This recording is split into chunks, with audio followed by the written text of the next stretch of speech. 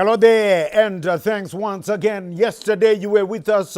We thank you as we brought you the game between Bulawayo Chiefs Amakosi Amahle, who beat the Gamecocks Chicken Inn by 2-0. And thanks once again for being with us as we stay at Emagumeni in the city of Kings and Queens, where today we witness a mother of all battles between hosts Highlanders taking on the Green Machine. It promises to be quite something. And if you're a Highlanders fan, by now you should know these lyrics. Highlander, itimu yezwe lonke, wakalomante ngwane, wakale kwaze kwasa. Yeah, you should know it. And if you're a Caps United fan, you must know these lyrics by now. Take Ishua, make Ishua. Aye, urombo, nyarara tekishua. This will be happening at Baba Fields. So make sure you get your vocal cords prepared for that. Whether you're Highlanders, whether you're Caps United, right? Okay. I'm Charles, legendary CNN Mabika, and it's always good when you're around with us from ZBC TV Sports. And to look ahead at this very gigantic clash, let's say hello to our two experts from ZBC TV Sports. First, the man who supports Werder Bremen from the German Bundesliga. They are slowly inching themselves away from the relegation zone. We call him Uche. Let's say hello to Achifod Mundaba. Uche. Well, always a pleasure to be here, legendary. Good afternoon to you, and to Zimbabwe. Good afternoon, good morning, good evening, depending on where you're watching us from on the Global Village. Match day 9 of the Zimbabwe Premier Soccer League blockbuster, Battle of the Cities, Caps visit Emagumeni today. Wow. It's number 10, that's Highlanders, taking on number 1. That's Caps United. That's on the log standings.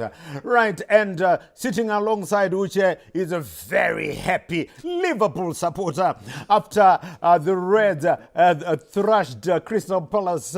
Was it Fulham? They thrashed Crystal Palace. Yes, Crystal Palace by 3-0. Yes, I'm talking about the man from the Cop, Joseph Nkani. Yes, indeed, CNN. You never walk alone. We always walk together. Yes, and today, of course, we are looking at a blockbuster encounter pitting a table toppers Caps United Makepe against an unbeaten Highlanders.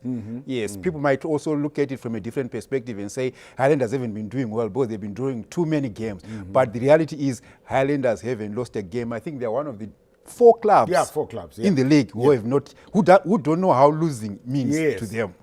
So we're looking forward. So we're looking forward to an exciting encounter this afternoon. Right, and by the way, I didn't tell you, Boro Nezuro Takarwa Watford 5-1. Yuck. 5-1, but Tabuda for top 2, number 4, so maybe it's number 5. Maybe it's back to the playoffs. So we will see. But Nezrota Watford 5-1. Right. Yesterday we're back in the country now talking about our number 1 game of England. We are back.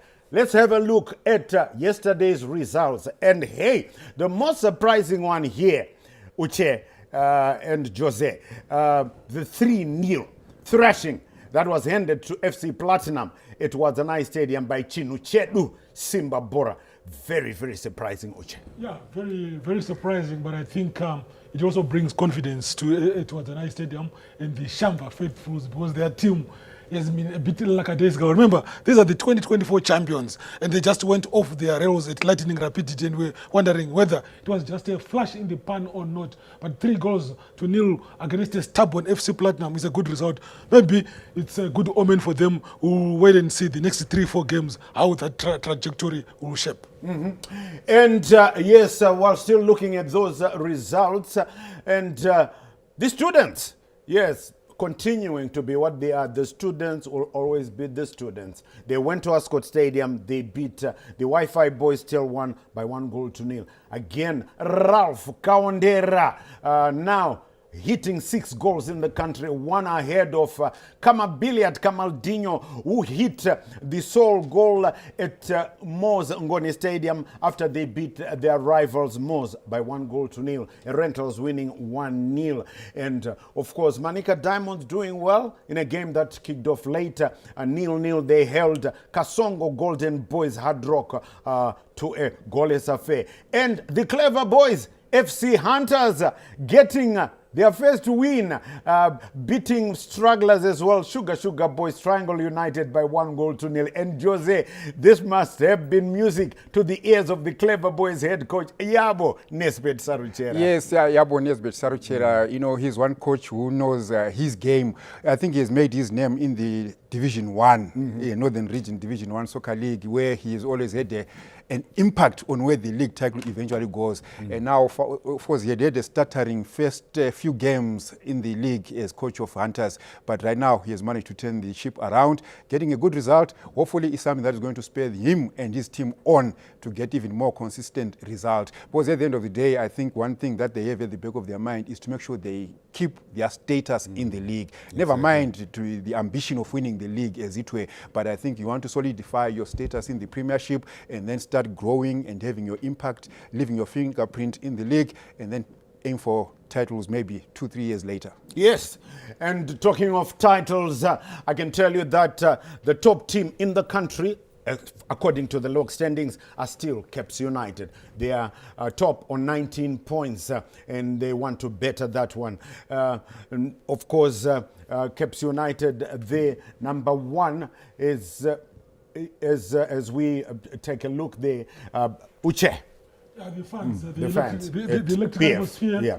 There at BF, you can see the sea of green and white, as well as another sea of black and white. Wait and see what will transpire, but the CNN, like you said, predicated on recent form. The CAPS United are the top dog. In the last 5 games, they've tested defeat only once, picking 3 victories, 1 draw. That's 10 points out of a possible 15.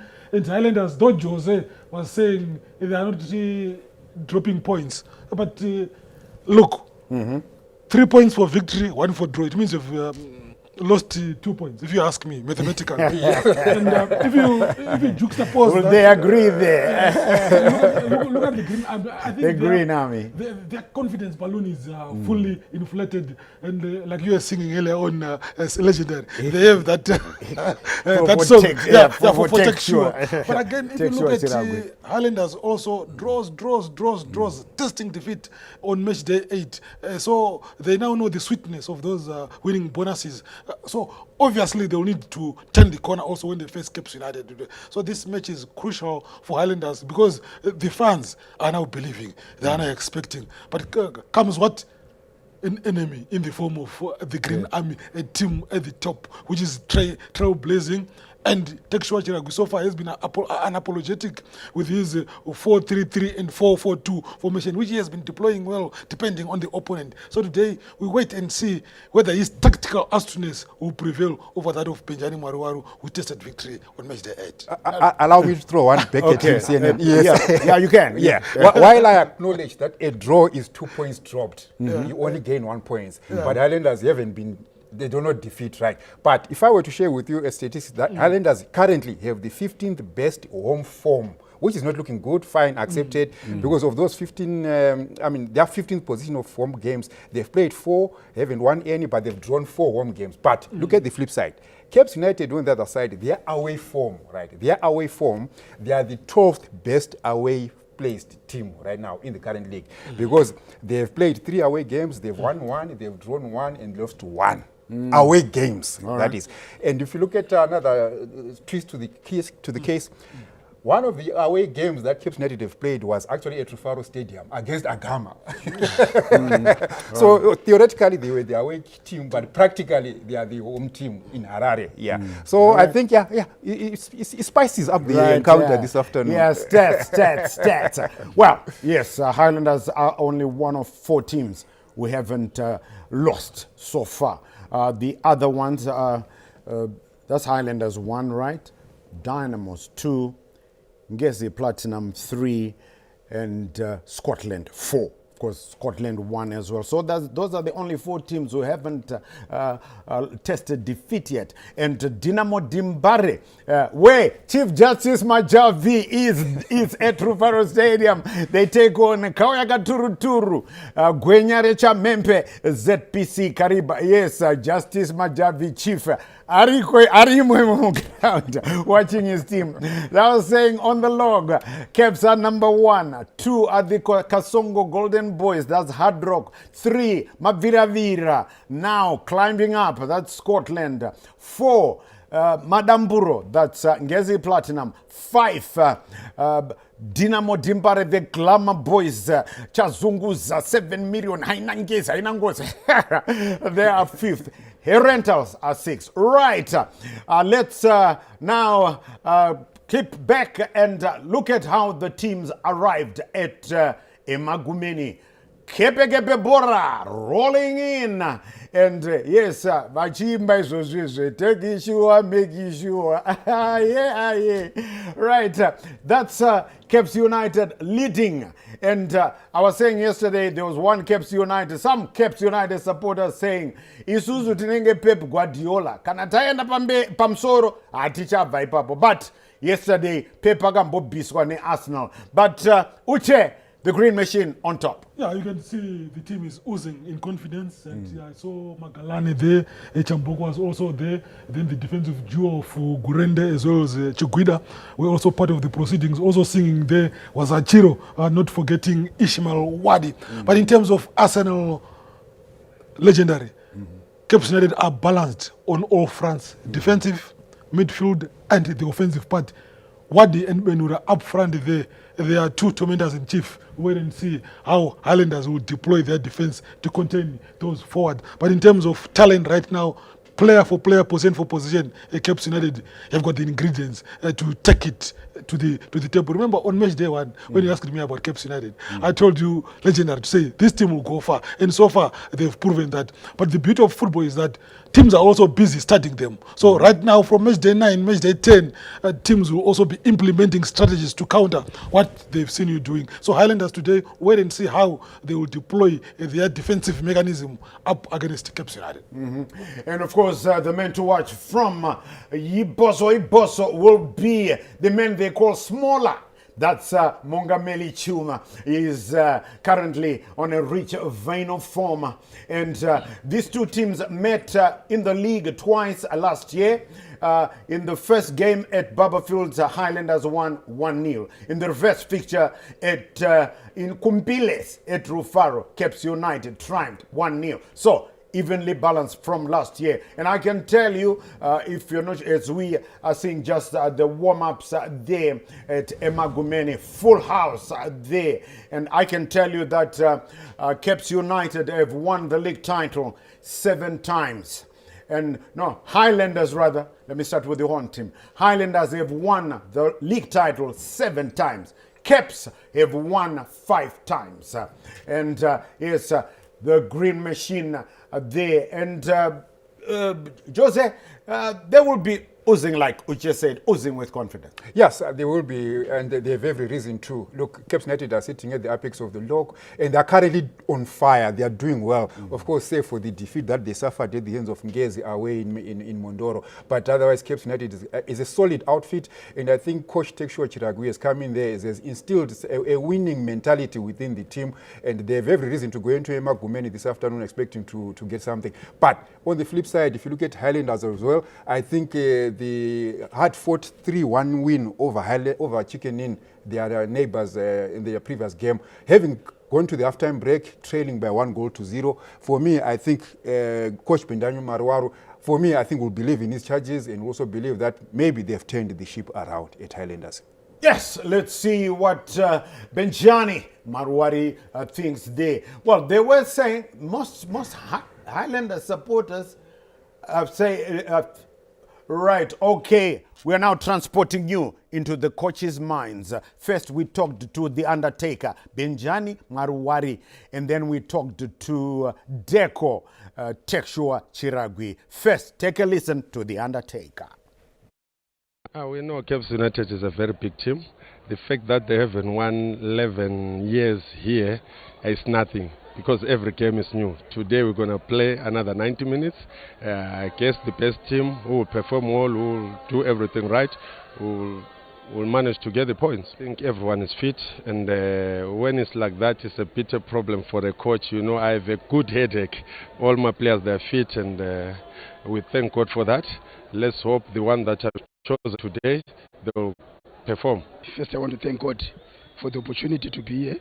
And I think we don't have so many injuries, only for Devson Maroa. I think the rest of the squad are okay now to make sure we have got a healthy selection to represent the club today. Football is football, and what is important in football is to make sure that you use the current form that we have. And yes, history, sometimes we play football, but there's also time to break the history. If you want to make history, you also need to break or to make your own history. I think this is the day for the guys to make sure they also have a very good momentum since we started the season, and we hope today it's going to be our day. Like I always said, we always pray for our team to win. We come all the way from Harare to Bulawayo to make sure we can give a very good competition, so that if we want to be the winners, we have to be count of ourselves in terms of how we're going to perform today. Right, Caps United have not won at Barberfield Stadium for 11 years. Can that jinx be broken? Right, I'll tell you what, let me just quickly get the score lines, the results, the predictions, quickly, before. Uche? Tough one. 2-1 to Highlanders. 2-1 to Highlanders. Jose? Yeah, I think he read my mind. I think Highlanders are going to give their bus driver a birthday present today. Yeah, that's Mboma Nkoma, who's celebrating his birthday. 2-1 Highlanders. 2-1. So I'm gonna have to go. The Green Machine 2-1. Right, okay. We're going to Valentine Vava Mabugu just to get a feel of what's happening.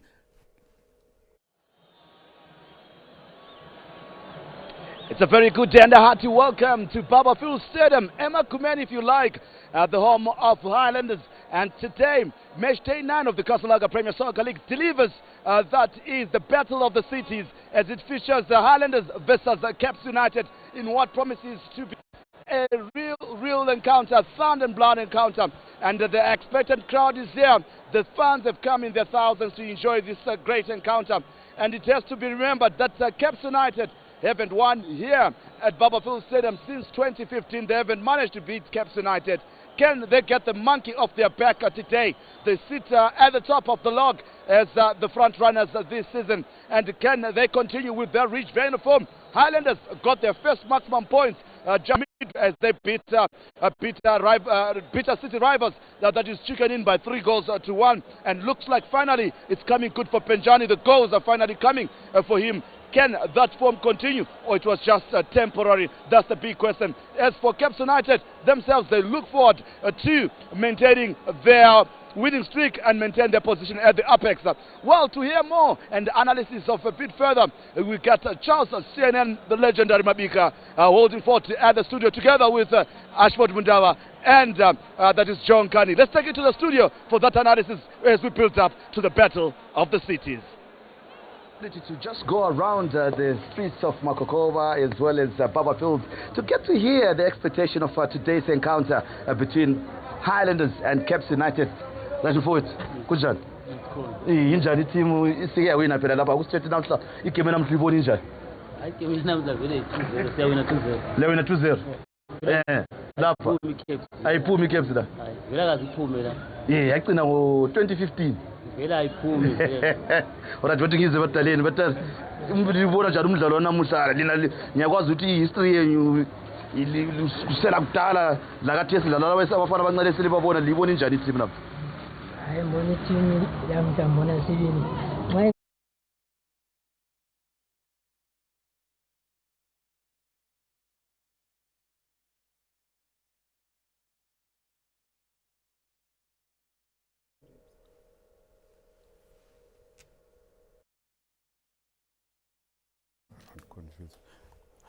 Right.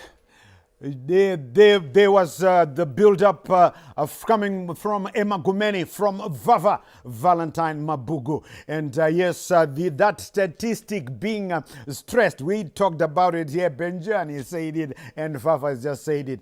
Makepe kepe. Penjani siyamthemba, sihleli simthemba. Asila nkinga la. Right. Asila nkinga. Nasifunani ama results. Kuphela. Nasi tikuwina, tikubreaka record nasi. That jinx is going to be broken today. Adangoirwa chete ni 1-0 chete.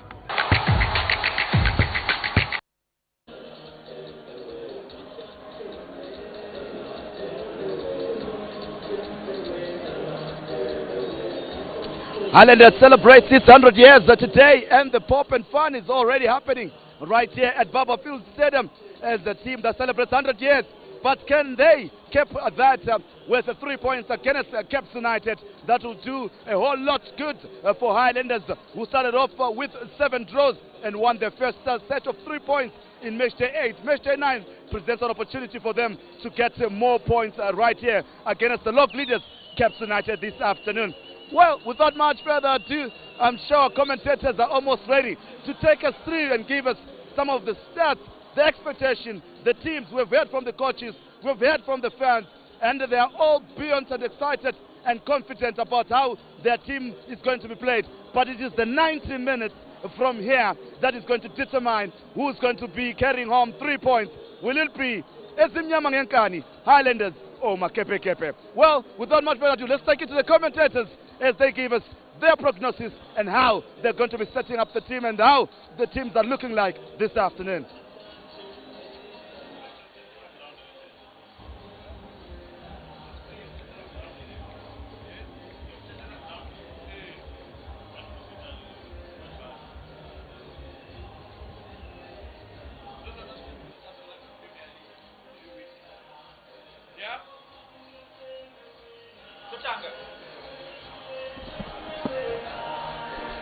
A tale of two teams which share great history in Zimbabwean football history gets once again to be told this afternoon at Barberfield for the classic Super Sunday, the biggest game of the weekend, match day number 9. Highlanders hosting Caps United.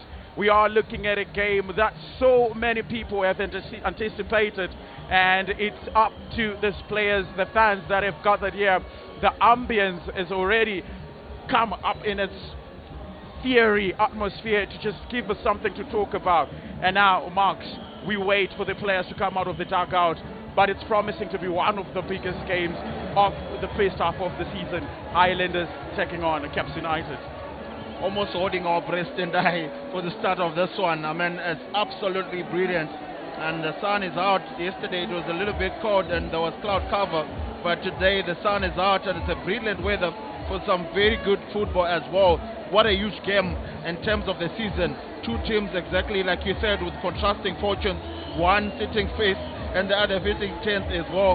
9 points separating those two teams on the log table, and Highlanders hosting Caps United today. I think the fans have definitely showed up and the grandstands are filling up. Caps United fans on the other hand, as you can just see on the screen, ready for the game. I think it's going to be a good one tonight, and we just can't wait for the beginning of this one. Well, the stage is set here at Barberfield, at the heart of Emagumeni. You see the Caps United fans traveling all the way from Harare and some across Zimbabwe to just be part of this big spectacle in the Kasolaga Premier League. We are looking into two teams, one who hasn't lost a single game so far, and another one that's topping the log table, and it's going to be a clash that we are going to be talking about. So much history has been shared between these two teams, and also putting into focus 100 years since the club came into inception. They are celebrating here 100 years of excellence, and we had some of their technical staff. We're talking to Mkoleli Dube, talking about how they want to make this year a memorable one, and it's all about the history where this great club came from. And this season, this year, could be the year they finally go back to their winning ways. Wow, it's 100 years tonight, as you're just mentioning, there has been a lot of achievements along the way, as well as some difficult years for Highlanders. And with this anniversary, I think they really want to have a better season like they didn't have last time around in the previous season, finishing 11th on the log table. It hasn't been a very good start, but they've not yet lost a game. And after that win against Sickening, I think that will just give them the confidence to celebrate their anniversary with a better position finishing this season as well. And these huge games matter as they work towards that. So now the players have come out of the dugout, accompanied by the match officials for the game this afternoon. Highlanders from the left side of your screen in the black and white, and Caps United in the traditional green and white, and we shall stand for the national anthem.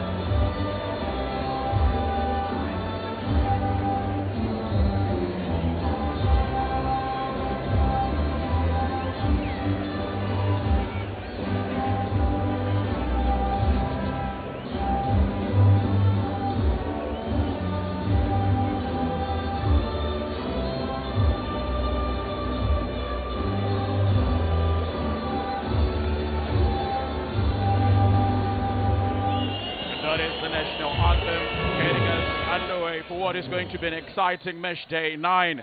Good afternoon, fans of football across the world, fans of football in Zimbabwe, fans of football of the Kasalaga Premier League, and fans of this magnificent derby. My name is Tendai Sbanda, and besides me,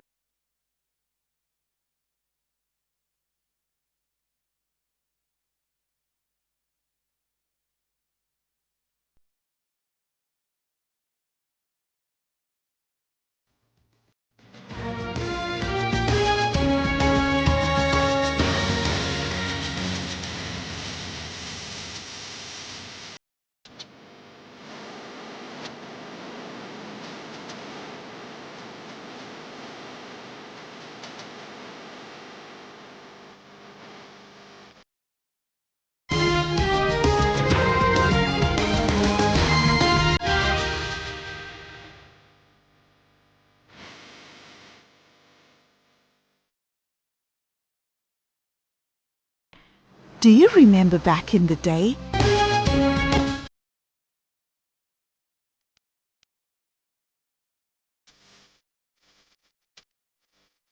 Official commissioner, the match commissioner is Marangi. Now Highlanders at the center circle, bundling up and rattling up, looking for divine intervention, as Caps United would definitely want to get a team photo. It's all about who gets the better edge this afternoon. Not so much has changed from the two teams. Caps United last having played on the 19th of April against Still One, where Benura was the sole goal scorer in that encounter, scoring in the 38th minute of that game. And Highlanders coming in after having played a derby against Chicken Inn, where they found their first win of the season. Isaac Ngoma, Prince Ndlovu coming in the second half, and Monga Melichuma, the man where a lot of fans here in black and white and everyone who's watching across the world would want to watch. Now Highlanders being led by Benjani Wariwari, the man they dubbed the Undertaker in his playing days. they bundle up in a circle and they will look for divine intervention. And that, Maxwell, is what will set matchday number 9 in a blaze.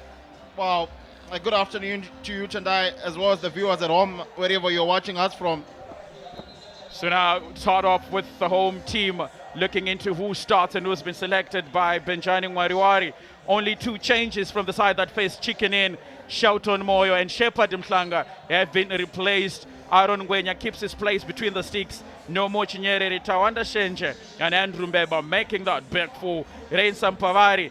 The exciting Mongameli Chuma, Kudakwashe Mahachi, Neva Raushi, and Isaac Spand and Isaac Ngoma part of that start. And the visiting team, we're looking into Wallace Magalani, who keeps his place between the sticks. Brian Kadamanja, Nyasha Gurende, and Kudzai Chikwida. Talent Shamboko will make that back for. Obreu Chirinda comes back after missing out on match day number 8. Richard Achiro, the captain, will be marshalling the matters in midfield. Ishmael Wadi, Takunda Benura, the goal scorer, will retain their spots in midfield. And Chawananga Kawonga to make that 11. Maxwell, we are almost underway. And that's the match official, Brighton Chimene. Vast experience, especially with games of this magnitude. Yeah, it's a very huge game. And he does have a lot of experience, Brighton Chimene. And you would want to keep this game as clean as possible. We really wouldn't want to see many of those yellow cards flying away. And we do have the Highlanders, Ibo Sofars, now making their signature sign before the game begins. I think there's a lot of hope for fans today that the Highlanders can continue and also get the 3 points today after that win against Chicken Inn. So we are almost underway. Caps United will start off with the ball at the center. Attacking from the left side of your screen. Going to the right, and Islanders, the team in black and white. And Brighton Chimene takes us underway for the biggest game so far of match day number 9.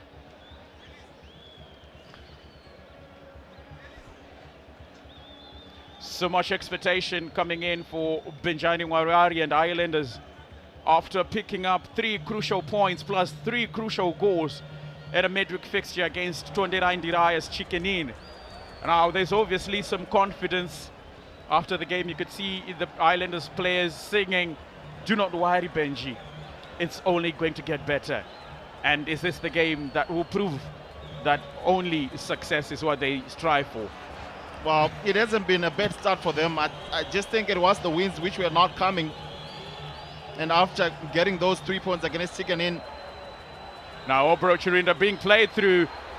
Almost a chance, but Andrew Beba comes in clutch.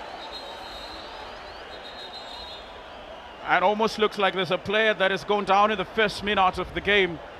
The quick give and go between Obreu Chirinda and Chawanga Kawonga on the left side. Almost gave room for him to attack goal in the first initial moments, but good defending altogether. Oh, just as I was praising Highlanders tonight for a good start to the season with those draws, Caps United almost in there with the chance. And I think there was an injury there. I don't think there was anything intentional stepping on him. And Caps United clearly showing their intent as early in the game. But the Highlanders, all the same, you know, it was those wins which were not coming. And after that win against Chicken Inn, I think they've broken that, you know, no wins run. And they'll be looking to the likes of Isengum, the Zambian, that they signed recently, to be giving them those goals. And also the likes of Mongameli Chuma, who has a lot of expectation and people trusting him and giving him that goal to say he can lead the Highlanders to the success that they are wishing for. It's going to be difficult this season as well, because most of those top teams are actually in very good form. Caps United as a surprise. Scotland still wanting to defend their title. I think it's not going to be easy for Islanders. So no motion yet, the player that had gone down after the last attempt of an attack from Caps United, but he's back up on his feet.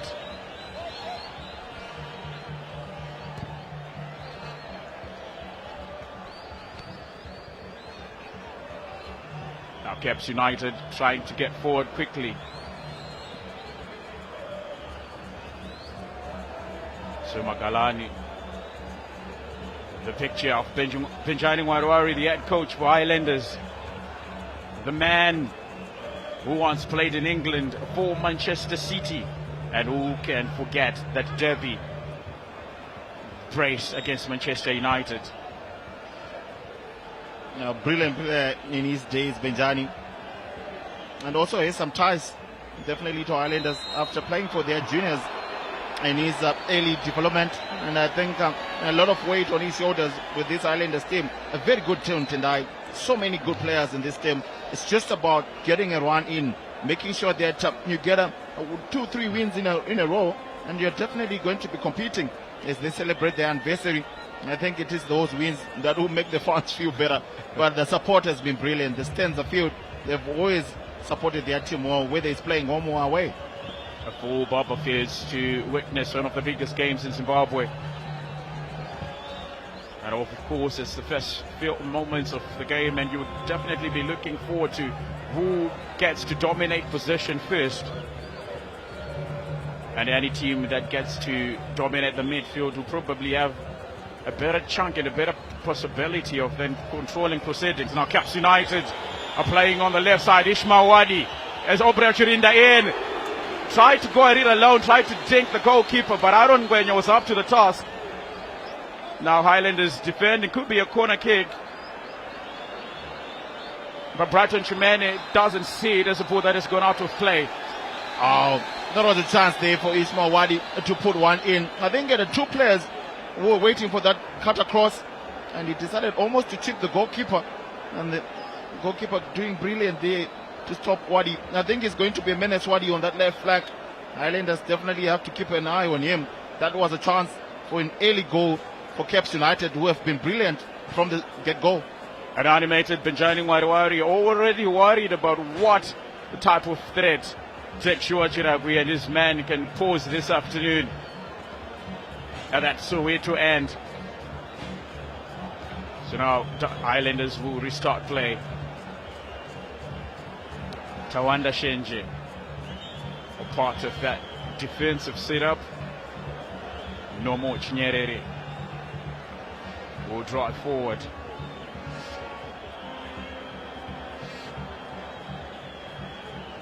Rainsam Pavari, the man who has been instrumental so far in that midfield for Highlanders, almost existent in the number of games they've played. Sometimes you see Shepard Mfanga also coming in and they form a very good pivot, but today he's going to be alone. I believe a lot of players are going to be playing and darting forward, and that is the technical bench. Mongameli Chuma taking his time. Chuma. Now Prince Ndlovu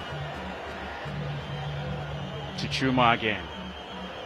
Chuma is a player that is darting in, but the defense is quite heavy and the ball is gone out of play. Wow, he does it so easily, Chuma. And almost like he's doing nothing, and he look one side and you see him just skipping away from his markers. What a brilliant player that Highlanders have, and Chuma with his shirt tucked in. So now Highlanders playing in their final third, but Caps United now initiate a counter. Now Benura will be looking for Kaonga on the right side. Another crossfield pass to Ishmael Wadi. Ishmael Wadi with the flair bringing down off the ball. Now cutting inside. And it's just been stopped on his tracks there by Tawanda Shenje before causing any sorts of mayhem for that Islanders defense. Well, you would think it's too early for Wadi to be giving us that play.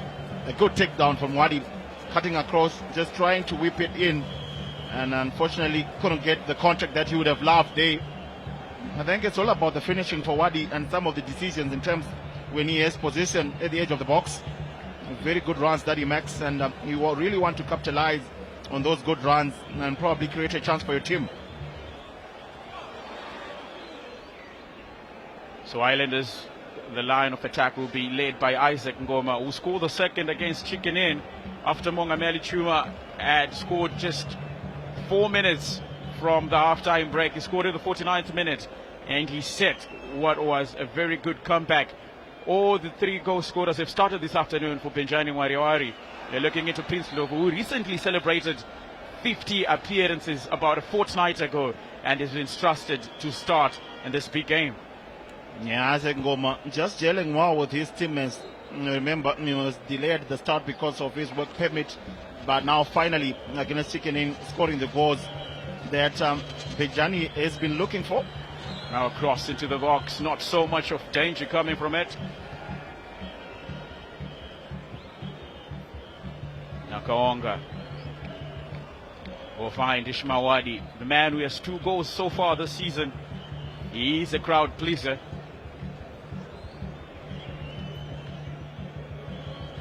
But this will be a very hostile place to try to do that in regards to how many fans in black and white will try to make it difficult for him, especially where he's operating that Mpakweri stand, the most and the biggest and the widest stand so far from where we are sitting, Maxwell. Yeah, you really don't want to get on their nerves. Those fans, they'll definitely make life difficult for you. And Caps United coming here, sitting first, they would have all the confidence to be able to play their normal game, which is what they've been trying to do. And it looks like that will be what they'll be doing for the rest of the afternoon. Richard Achiro, the captain, showing applauses for the green fans, the Caps United faithfuls that have traveled all the way from Harare and all parts of Zimbabwe to come and witness this big game. Udakwasha Chubida sending it forward.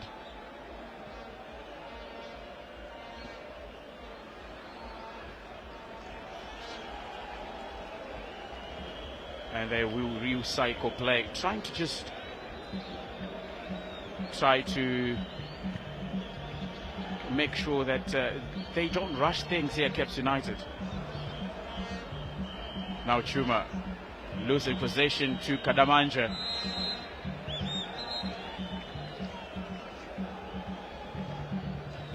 Yeah, there's been a balanced start.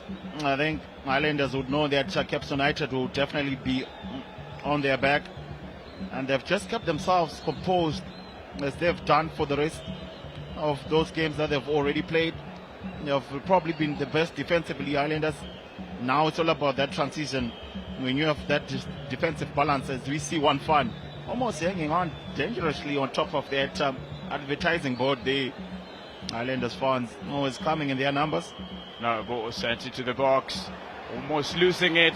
Aaron Wenya, but a chance for Caps United. Hits the crossbar.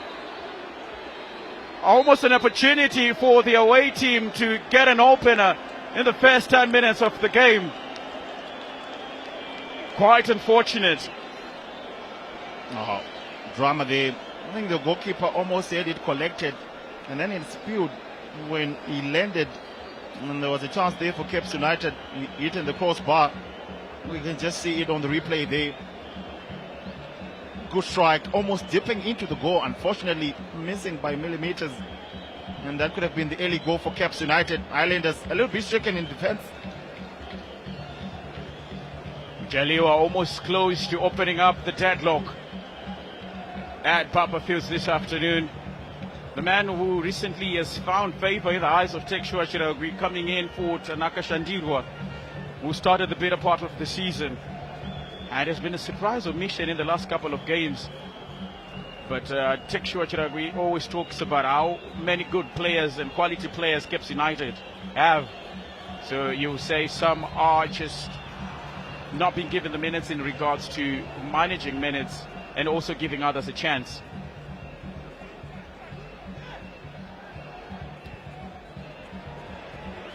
Now Jaliwa trying to play it forward with his Obreo Chirinda. Kudakwashe Maachi for Highlanders. No more Nyerere.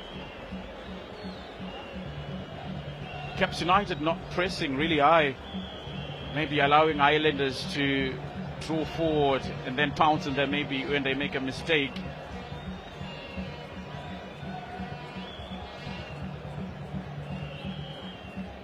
So Highlanders through, and Rubeba to take Mongameli Chuma, probably the open player asking for it. Now Chuma, the man who likes the ball at his feet, and he's gone down after that challenge by Ismail Wadi. Yep. I think Wadi stepping on his toes there, almost on his ankles. Mungameli Chuma trying to do one of his traditional turns again. Just there. I think just enough for Chuma to go down. I think he's going to be one of the most important players for Highlanders. I just think they don't have to put too much pressure on him and too much expectations. And that's why you definitely need the balance in the team. You want to have other players that you can rely on and make sure that the young player does not play under too much pressure. Because if you ask any Highlanders fans, it has been about Chuma all along. But now with the coming in of the likes of Isaac Ngoma, I think that will definitely relieve some pressure on him. And also the likes of Reason Sibanda, who is not probably playing today. So the set-piece specialist, Andrew Weber, will deliver this one, but doesn't bit the wall. A poor attempt, a free kick. And Richard Achiro, the captain, who never puts a foot wrong, this time miscues his kick. Instead of sending it forward, it goes into touch.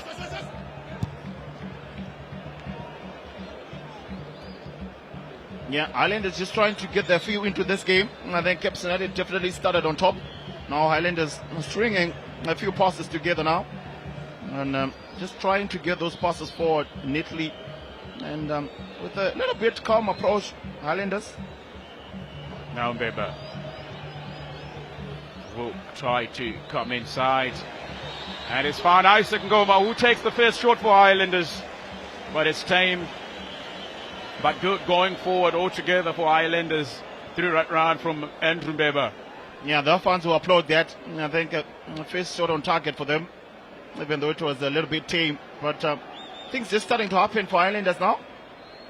Now playing back to Aaron Gwenya. They're just taking things slowly, Highlanders, not trying to rush anything. They do understand how Caps United are good on the counter. Isaac Ngoma rather lacking behind Gurenje, we just seem to have some sort of an altercation with him, maybe a competitive one, nothing malice in it. Or Bro Chirinda. Could be a hand that is being penalized for. Yeah, Isaac Ngoma, the Zambian, getting a feel of what Zimbabwean football is like. You always want to see your striker not just being there and making sure that his presence is being felt. You want a striker that can hustle out those goals for you when the game is tight. I think that's the praise that Benjani has been given in terms of making sure that his team doesn't rush things. We saw it in that nil-nil draw against Scotland. I think they really started to make some opportunities come their way with their slow approach. So both teams haven't been trying to play through the midfield. It's just long balls from the defensive area into the final third. Maybe Benjani Warari avoiding that midfield, trying to escape the midfield brilliance of Richard Achiro and Jaliwa. But also he has equally good midfielders in the likes of Prince Lovu and Raysam Favari. Now Wadi will check on Beba. Wadi, a throw in for Caps United.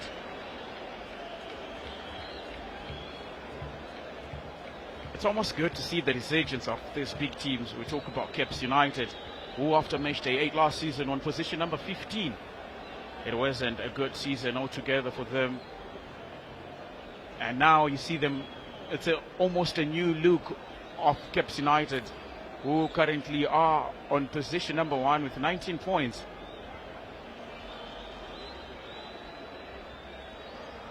Yeah, it has been a resurgence for Caps United, almost winning half of the games that they won last season by now, and still sitting on top. It's going to be a challenge for Chek Chiragi if he's going to do what he did with Ngezi in 2023. A new look outfit, but he's managed to gel together these players. The combinations are right and the team spirit is high. It's a very good opportunity for Caps United here.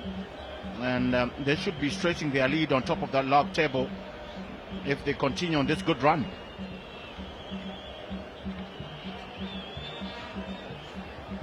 Defensively, Highlanders have been so solid, only conceding 4 times in 8 games.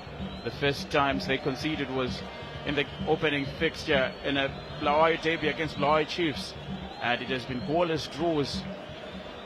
And then there was a 2-2 draw at Uvaro Stadium against Dynamos, a high-octane game where Mongameli Chuma really announced himself into the Casablanca Premier League together with Neva Raushi. The two were goal scorers on that day.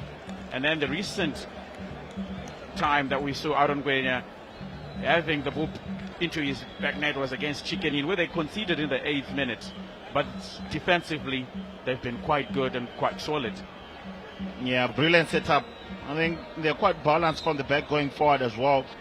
And after seeing that 2-0 draw with Dynamos, I would have thought that the goals would continue to come. I think they've been overall the best team in terms of the balance altogether. But we all know that you want to be converting those single points into 3 points. And with that single win against Chicken Inn, their fortunes look like they'll be changing now, sitting 10th on the log table. Only 9 points behind Caps United. Or if you were to guess, you would probably think that the defensive approach is what Benjamin Marwari is asking for his team. It's just the profligacy in front of goal that's just been a problem. But they do want to score, and they do believe that when they start scoring, they might as well start moving towards the big teams on the log table. I mean, the pressure is on them. Caps United is doing well, Dynamos is doing well, so the traditional 3 really wants to reinstate themselves in Zimbabwean football once again. Yeah, the Highlanders, you don't want to be left behind when some of the top teams are competing well. We usually say it's too early in the season, but almost getting to match day 10 and 9, I think it's high time you want to be seeing those good results coming more consistently.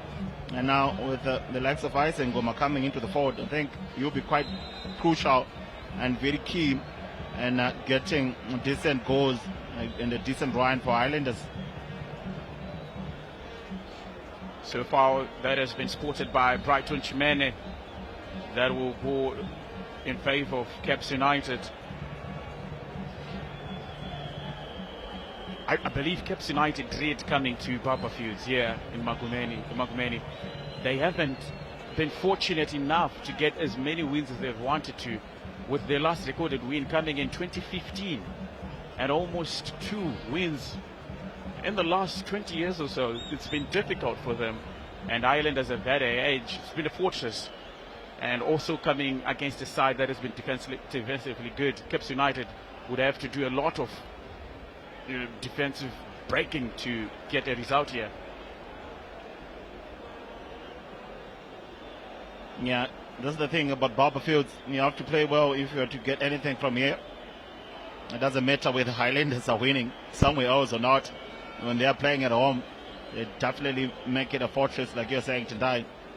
And also the support, I think, plays a huge role in motivating the players, the 12th men, as many football fans would say. Nakudagwase Maachi, a very good player who's now seemed to be deployed, now concedes possession. Obra Chirinda played through. Now Chirinda has no more Chinyerere to beat. Chirinda, and no more Chinyerere forces him to make the last touch, and it's goal kick. Yeah, I think that was a good call. I think it deflected back on him to go for a goal. Trying to beat him, and just when he wanted to put the cross in on that rebound, I think that is a good decision from the referee. Well, Caps have been very good on the flanks, especially that left flank where Ismail Wadi is operating from. Very good, precise passing, almost leading to them penetrating Highlanders. Now Chiro trying to put Ismail Wadi through. Now good turning from Shenje. But it's always been about the defensive argument between these two teams. The Highlanders fans filling up that area, and the boy has gone into it almost wanting to keep it, or wanting to have a feel of it. And one says, why are you not allowing the ball to go back? We have a game to watch. Not taking their time, those fans. a very good atmosphere. And, they always have these big games filled up.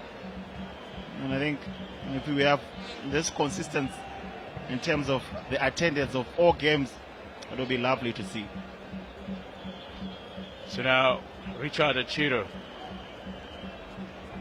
Wadi with an no-look pass. Not the best pass from Kadamanja. Yeah, closest to it, Tekshua Chiragui is. And I know he's going to be getting a stand talking to that misplaced pass that was just going towards Kaonga. Now Achiro marshalling in that midfield, trying to play it behind no motion area. Obro Chirinda. And it has gone out of play. But you have just to be worried about those defense splitting passes that are going to be looking for Obro Chirinda. And they know if they keep on playing this, they might find fortune. Yeah, just unlucky they Chirinda at that time and doing very good work trying to get to that ball. I think those are the things that Highlanders should be on the lookout for. Now Achiro playing to Chirinda. Achiro being put through, but just looking for that penalty. Not gifted with the pace. Kudakwasha Maachi came in fast, closing down on him. And you would have thought maybe Obro Chirinda was going to keep hold of the ball, feint a move and just head it to the back of the net. No, just too much on that pass trying to find Achiro. I think a very good run from Achiro with that first pass. Just too much on the pass and it beats Achiro on the bounce. I think if there was a better pass there, Achiro could have been in. Maachi coming in, cluttering into Achiro there. Both players good to continue. First time seeing Achiro moving forward now, as it sometimes does. Very good player for Caps United. Richard Achiro, the man who likes to play and operate behind the center line. He is the commander-in-chief, not only in captaincy, but also in how he likes to orchestrate play for Caps United. Is the defensive bloke. And you'd have thought that maybe because of how physical this game is going to be, they was going to be picking out a pivot of him and Tanaka Shandirwa. Now Jaliwa, Kaonga trying to turn Kudakwasha Maachi. A forward turned into a defender, into a wing back. He seems to be finding it easy to play in that position, growing into it. Started the first games of the season not being trusted to start, but now he's more of a trusted general for Benjani Mweruari. Doesn't look like Richard Achiro is okay. No, concerning side there for Caps United.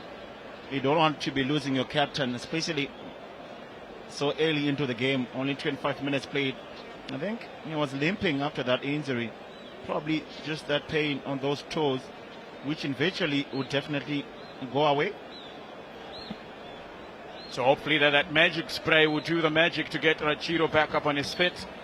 Ian Bakala, the man who for some time was the manager up until Tekshua Chiragui came and was announced as the permanent manager, together in conversation with Kudzai Chugwida. The two were quite successful in Ngesi Platinum. And when Tekshua Chiragui made the move to Caps United, he took with him as well Kudzai Chugwida. Yeah, a title winning team. You want to pick up one or two players to go with you and start a new campaign. Brilliant start anyway to the 2026 season for Caps United. I think Tekshua Chugwida has been very good, just telling his players to come eat down as well as the fans, as expectations are already high for the title to be grabbed by the Green Machine. Still very early in the season and there's still a lot more hard work to be done. Mongameli Chuma finding Prince Ndlovu on the far side. Now operating in the middle, Highlanders. And it's too much for Prince Ndlovu. So 27 minutes have gone by so far. No clear-cut chances have been created. And I don't think the fans that are watching all over the world and here at Baba Foods would want to see a draw. It's been a very low-scoring fixture, this one, between these two teams, Highlanders and Caps United. And just looking into how much they've drawn in recent years. From the 25th of May 2017 in November, both teams went on 4 consecutive draws. Now up until the 7th of April 2019. And of all the 4 draws, only 1 fixture at goals, and the rest were goalless draws. Yep, not so many goals in it. Always, because usually it's a high-profile game, but you do have Caps United. You've been getting those goals, and they've been very creative this season. And the Highlanders, who are well known for their draws this time around, and you're probably thinking that this one will be also being added to those draws. Nakalamanja, two-man marking man, they force him to play the ball out for a goal kick.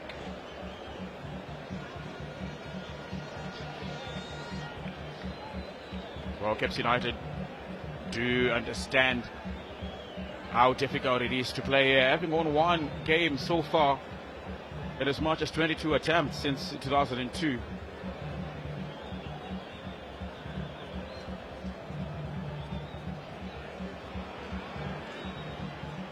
Kaonga. Now as Obro Chirinda asking for it, decides to take it up. Not the best option. Good from Kunakwasa Maachi. And Kaonga just coming in strongly. They could be getting a booking, but could he be making a meal out of it? It looks like Brighton Chimene has picked up a yellow card. Well, Chimene with the yellow already out. I think Kaonga won't be escaping this one. And Kudakwashe Maachi looks like he's in some pain. I think he got some stepping on his left foot there. Just a good control from Maachi, and nasty one there from Kaonga. It really didn't look like it was intentional, but definitely force on that. It could be quite a dangerous one. And usually you see those actually making players go off the pitch. Quite deserving of a yellow there, Kaonga. Brighton Chimene, one of the most experienced match officials in Zimbabwe, has been part of the biggest games in Africa. Remember, in the just ended AFCON 2025, he was part of the video assistance referee. So he does bring a lot of experience. And sometimes when you see him brandishing a yellow card, you know that it's well deserved. Yeah, Kaonga just laid there on Maachi. Good to see Maachi. Good to continue. And just a yellow. These games do get feisty. And you remember those previous games as well. But Brighton Chimene, one of the most experienced referees, probably will be able to keep this one under control. In terms of crossing, Caps United probably look like they've been the better of the 2 teams. Now Benura also going down, but will Chimene issue out a yellow card? This time he says no.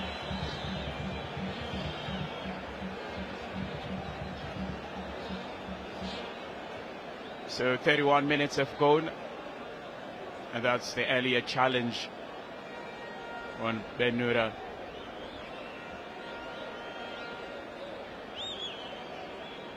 But it seems to be one that doesn't prompt Brighton Chimene to issue out a yellow card, as we saw with Kaonga.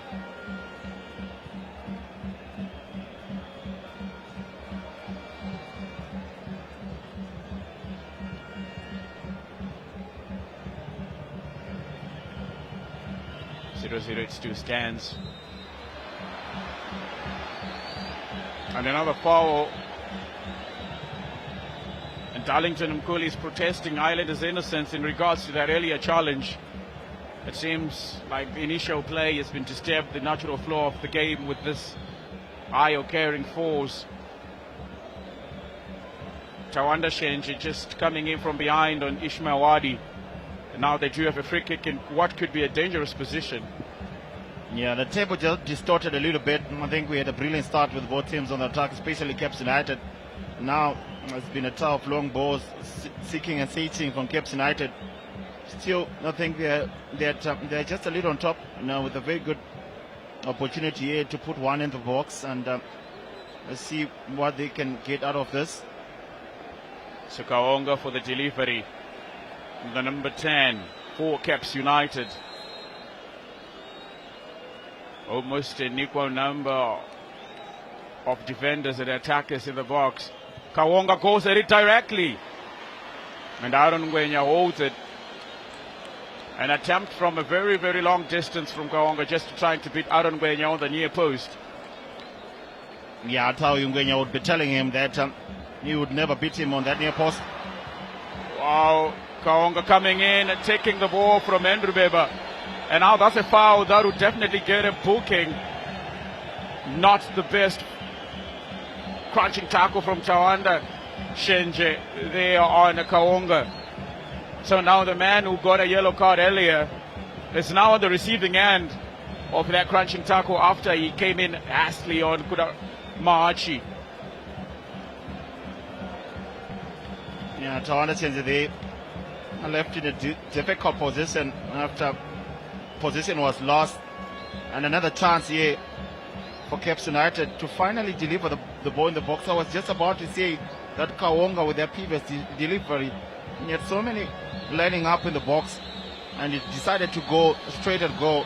But a spirit kick in almost a similar position and you get another chance to make a different choice, I would think. Now Kaonga across into the box. Almost! Caps United!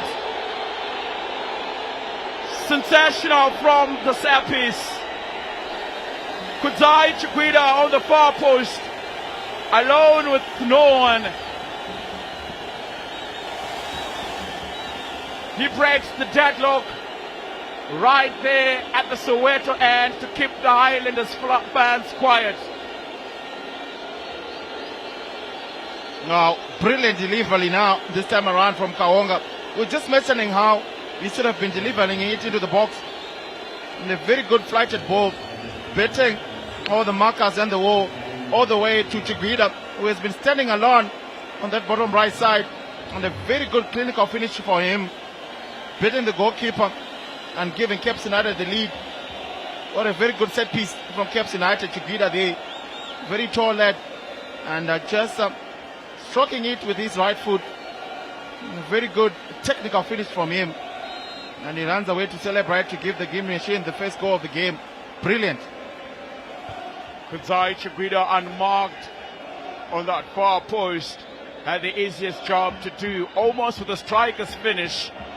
Left eye to just stuck it in with his right foot, beating Aaron Ngwenya. I thought Islanders could have done better defensively, but they have been hazardous and porous in that back line, conceding fouls. But what a goal from Kudzai Chikwida. Caps United won. Islanders trail here at home at match day number 9. Yeah, now in a similar position, Highlanders to the game that they played against Sickening. They went a goal down, but it was a very good response from them that time around, as we just see that replay there. Well flighted ball and a very good finish. And it's always difficult to keep it down from that end. And Aaron Ngwenya almost lost in no man's land there, as that ball hitting the left post in the bottom side left net. And Chikwida finding himself in a lot of space and just being able to stroke it home to give Caps United the lead. Well, when that set piece was about to be taken, I saw Rain Sampawari just instructing some of his teammates to cover the big post.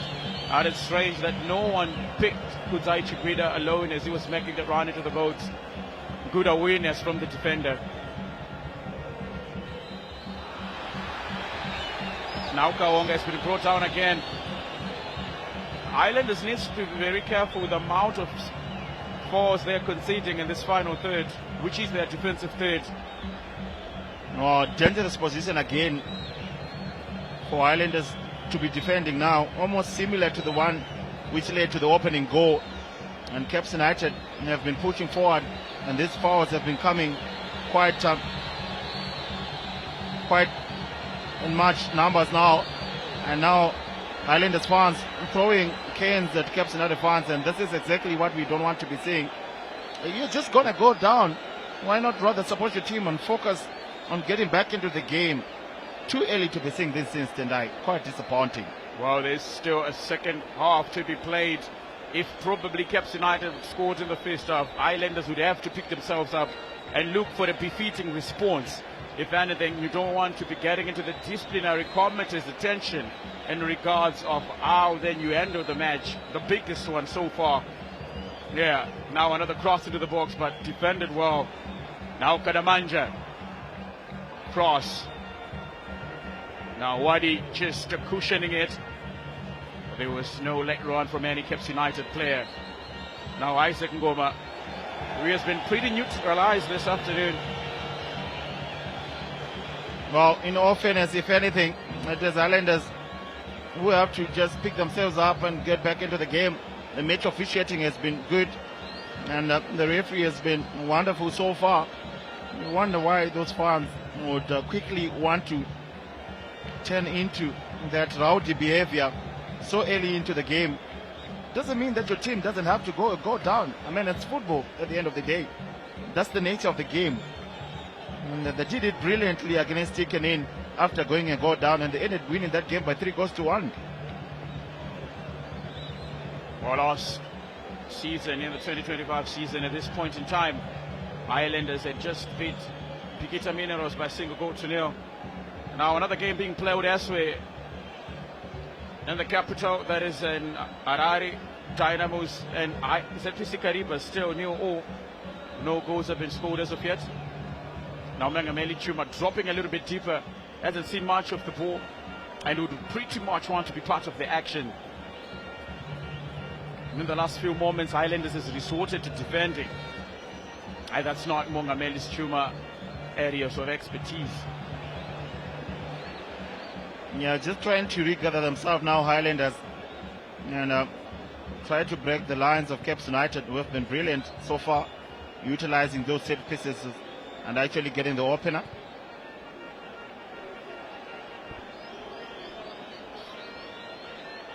Highlanders playing from the flanks now. Prince Lovu. A very brilliant forward and a midfielder, Prince Lovu. Would also want to get his name on the score sheet. Maachi. Back to Shinyerere. So 5 minutes left of normal regulation time. This first half, almost slowly getting to the close. But Caps United will be the happiest of the two teams. Now Prince Lovu. And a shot from a long distance. But it ends up being just an ambitious one. If you see players taking shots from those distances, sometimes shows you how difficult it is to penetrate the defense. Darlington Mkuli, the captain, with that last attempt. Yeah, good attempt though from Darlington Mkuli. When those chances are not coming on the flanks, why not get a go at it? And just fighting it over the bar that time around. But a very good, powerful strike through his lasses there. And that could have been ambitious. But the fans applauding it, encouraging them to do more of that and try to get back into the game. And captain there, I think with a very good try from range. Well, if anything, the 12th man have to also play their part. Cheer every misplaced pass, every good pass, trying to bring Highlanders back into the game, because what they do need is a response, and a befitting one. And as it stands, they haven't been in a position to respond. Now through the middle.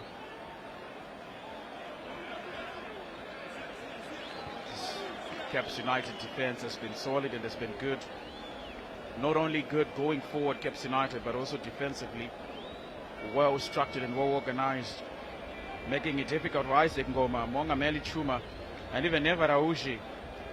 Surprisingly, that we haven't seen much of Raushi so far.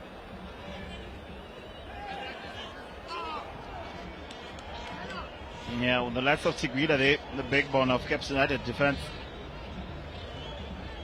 almost making it difficult for the likes of Mahachi to be going forward on this left flank, which he usually likes to do.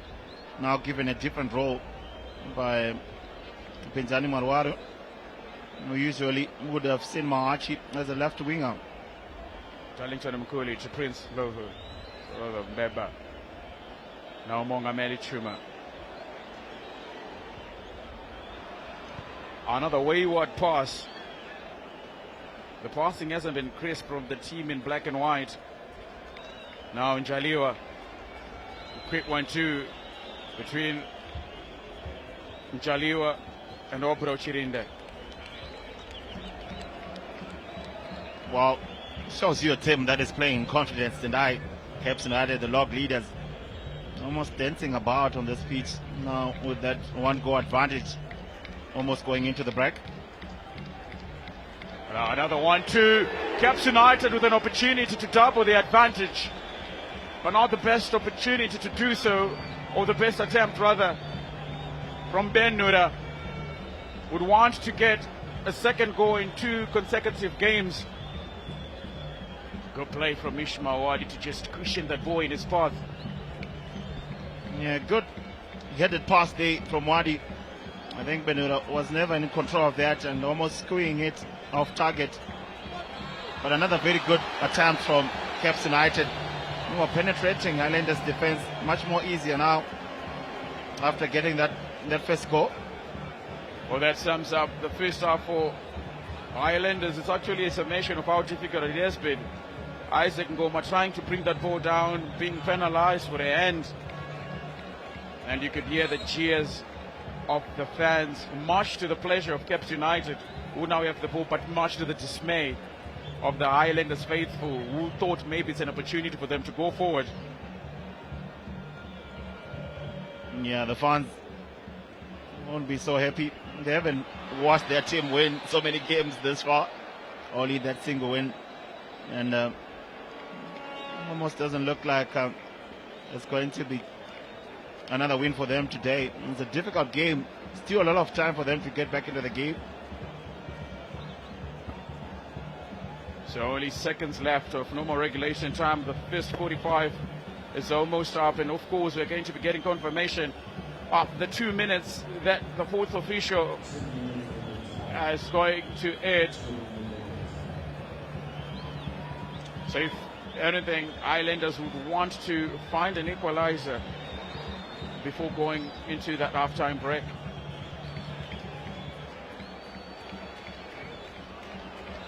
Nevaraushi winning his team a foul, almost close to Jaus Mango, the far side assistant. Yeah, good chance here for Islanders as we are just about to go into the break. Raoshi there putting his leg in front and getting forward. And a late opportunity to put the ball into the box and look for those headers. And you never know, they could be going into the break. Tying here. Now Andrew Weber to take. Can they rub it out of their heads? And doesn't hit the first wall. And you can see the celebration from Richard Achiro. Fist pumps is almost as he has scored. Just shows you how important this game is to them. Now another cross into the box, but wayward from Mongameli. Yeah, Caps United fans and players celebrating their defensive work as if it's a goal. Achiro, that defensive clearance for the corner and just bundling up and giving each other fist pump. It's the confidence of a team that is on top of the log table. Benjamin Marwale, they doesn't have a lot of work to do at the halftime break. Well, that's the Caps United president, a man who came out talking a few days, saying that there's something at Bubberfield that just doesn't allow Caps United to win. He was talking about how much they've come for almost 32 years and they've only won twice. And Brighton Jimenez sends us into the halftime break here at Bubberfield Stadium. Caps United lead through a Kuzai Chikwida striker's attempt on the far post, beating Aaron Gwenya. Islanders' poor defensive setup allowed Kuzai Chikwida to just roam alone and strike that ball into the back of the net. A good first half of football. So much midfield dominance coming in from Caps United. Yeah, a lot of work to be done from Islanders' end. And Caps United, I think, will be going on with some lot of confidence into the halftime talk. Still a little bit balanced this game. Islanders definitely will be coming for it in the second half. But Caps United on the verge of breaking that unlucky run at Baba Fields, but still a lot of football to be played. I can't wait to be watching what happens in the second half. So we are also going to be going on a break. We hope you don't go anywhere as we will bring you the second 45.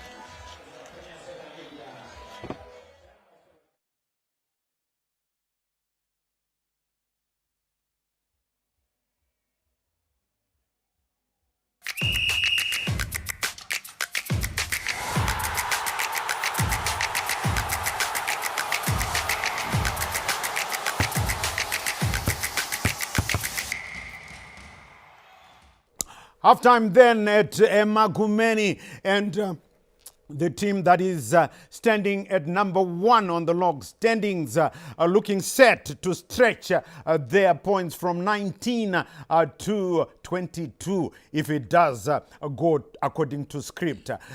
If the truth be told, the first half, Caps United being the more dominant side and their midfield really holding or standing supreme over Iboso. The men they call KC was playing for Ngezi Platinum last year, brought to Caps United by his coach also from Ngezi Platinum, Deco Tekshua Chiragui, repaying that faith, stroking the ball after the free kick. The cross was fed to him and he struck the ball past Aaron Ngwenya. Actually, Caps could have got 1 or 2 more, but as it stands, it's 1-0. I can tell you that Kumbiles at Rufaro Stadium, it's Dynamos 1, ZPC, Dynamos nil, ZPC Kariba nil. I was thinking of Emagumeni score. It's 0-0 at Rufaro Stadium, and at Emagumeni, it's 1-0 in favor of Caps United. Right, Uche Ajifon Mundava and Joseph Nkani are still here with me. And Uche, first half, Caps United being more dominant. Huh? Yeah, on balance of play, Caps United more dominant. They have the lion's share of the possession, and they've turned that possession into advantage because the key statistic is the goal, and they've done that. And remember, on minute 6, they were denied by the horizontal bar. So it shows that in terms of the energy levels, the hungrier side is Caps United. And it's amazing that the team that is leaguing is the hungrier and the angrier. And they got that goal. Though for me, a 1-goal lead is not a sufficient cushion, juxtaposing that with what transpired on match day 8 when Highlanders went to the break trailing 0-1 to Chicken Inn, and they managed to then score 3. So the margin of safety is not yet good. But so far so good for Caps United. Highlanders, for me, they've been a bit lackadaisical, a lot of stray passing. But if you look at Caps United going forward in the final third, they mean business. And if they continue that momentum, I think Caps United will then get the 3 points. Yes, we will see what Uche was talking about there, what happened the last time out when Chicken Inn thought they could do it. They scored first, but Highlanders came back, a reformed side. And the Highlanders supporters, I'm sure if you are one Highlander supporter, as we see there, the pictures from Emagumeni, and not a full house as we had anticipated, but Highlanders, the Highlander supporters will be hoping that they do a carbon copy of what they did against Chicken Inn, Jose. Yeah, well, I think Highlanders fans will be expecting that. But from the first half showing that we've seen so far, Highlanders, I think they haven't really come into the game yet. And I don't think it's anything to do with the tactics or anything to do with the quality of players that they have. But I think for me, it's the mind game. It's a mind thing. It's the mentality. I didn't see the Highlanders' mentality coming in here to show that they have the hunger, they have the fight, they have the desire to fight this. All we could see more of fouls coming in late in the first half from Highlanders. And you can see there they were punished. Yeah, they were. Poor marking. For me, I wonder where Highlanders were focusing on, because that ball was flighted and Chiguida was all by himself. Yes. Yeah. And of course, Highlanders, Caps United will not ask any questions about that, but just celebrate the goal from their right back defender, Chiguida. Oh yes, KC Kudzi Chiguida stroking the ball there. A free opportunity if you want to term it that way. Where was the marking here from Highlanders? And really the defense should be to blame there. 1-0. It's still a long way to go. If you're a Caps United supporter and you think you've already wrapped up the 3 points, we just need you to rewind a couple of days back at the same venue when the Gamecock supporters thought they had it all done and dusted, but Highlanders had other ideas. And Uche, the man who is on in the thick of Highlanders things since the season started, smaller, that's Mongameli Chuma. Well, so far he's been very small. We can hardly see him. Yeah, in the opening 5-10 minutes, there were elements of flashes of brilliance from him. But the Caps United rearguard is well marshaled. If you look at Gurende as well as Chiguida, they're employing 2 marking formations. Either they're marking the men marking, right, or space marking. When they're space marking, when the crosses are coming, they're cutting them. When they're men marking, tracking him, you will see that they're not giving him any room to maneuver whatsoever. Even if you look at those highlights there, the Caps United defender there going with the Highlanders player to show that no, we mean business. There he is, I think turning his marker there inside out, but look at the marker recovering. So the Caps defense is in a no-nonsense mood. Look at that hustling and bustling, and they push it away as well. So in terms of men marking as well as positional marking, Caps United defense, they are superior. If they continue on that trajectory in the second half, Highlanders, they won't manage to score. Because look at how Caps United has deployed their last 4. Gurende and Chiguida, for me, have been not watertight, but airtight. They are taking no prisoners. Airtight, that's Gurende and KC Kudzi Chiguida, who of course got that goal, all-important goal so far. So what does the Undertaker, Benjani Maruwari, I'm talking to you, Highlanders supporters, what do you think the Undertaker has to do to change things in the second half, because the Caps United defense has been solid? Uche describing it as airtight. What do you think, you Highlanders supporters? What should the Undertaker do? Take out 1 or 2 players, you think? Discuss. But in the meantime, let's find out from Jose what he thinks the Undertaker should do. Yeah, what I think for the Undertaker, that's Benjani Maruwari, look at the stats there. You know, shots on target, 2 for Caps United, 2 for Highlanders. But if you look at the ball possession, Caps United have 52% and 48% to Highlanders. So definitely Caps United have dominated. And I think that's where the argument has been won by Caps United in the first half, especially in the midfield. When I looked at the number of midfielders that Caps United are deploying when they have the ball, you're looking at about at least 4 midfield players in the Caps United formation, which is what I think Benjani Maruwari will want to address, is not necessarily substitutions, but I think gaining control of the midfield by making sure that he has two maybe defensive midfielders who can neutralize the Caps United offenses and also have attackers who can play the ball. I think Highlanders' biggest undoing has been their final ball into the touch, into the striker, Ngoma. He hasn't been fed clean balls to work with. He has no material to work with. So I think, Benjani, look at your midfield, gain control of the midfield. Sorry to patch in, Jose. Yes. We're going to have a look at that goal yet once again. Yes. Look at Chiguida, all by himself. You think it's a warm-up routine. Yep. Yeah, and this is actually football in action. Then he definitely punished the Highlanders there. Goalkeeper there all over in 6s and 7s trying to chase the ball. He didn't have access to the ball. He didn't have contact with the ball. And then duly punished. And you can't blame Chiguida for that. Definitely for me, that's a birthday cake that I can eat anytime. That's right. I like the one he was eating last night after Liverpool hammered Crystal Palace by 3-0. It wasn't his birthday, but I think he just had cake to celebrate that. All right. So that's how it is. Et Rufaro, Dimbare 0, Kauya Katuru Turu, Gwenyarecha Membe 0. At Emagumeni, it's Iboso 0, Kepe Bora 1, KC Kudzi Chiguida the scorer. And if you're a Caps United supporter, I know Many of you are with us watching. Thank you so much. Because I don't, as we see once again, we have a look yet once again at the stats.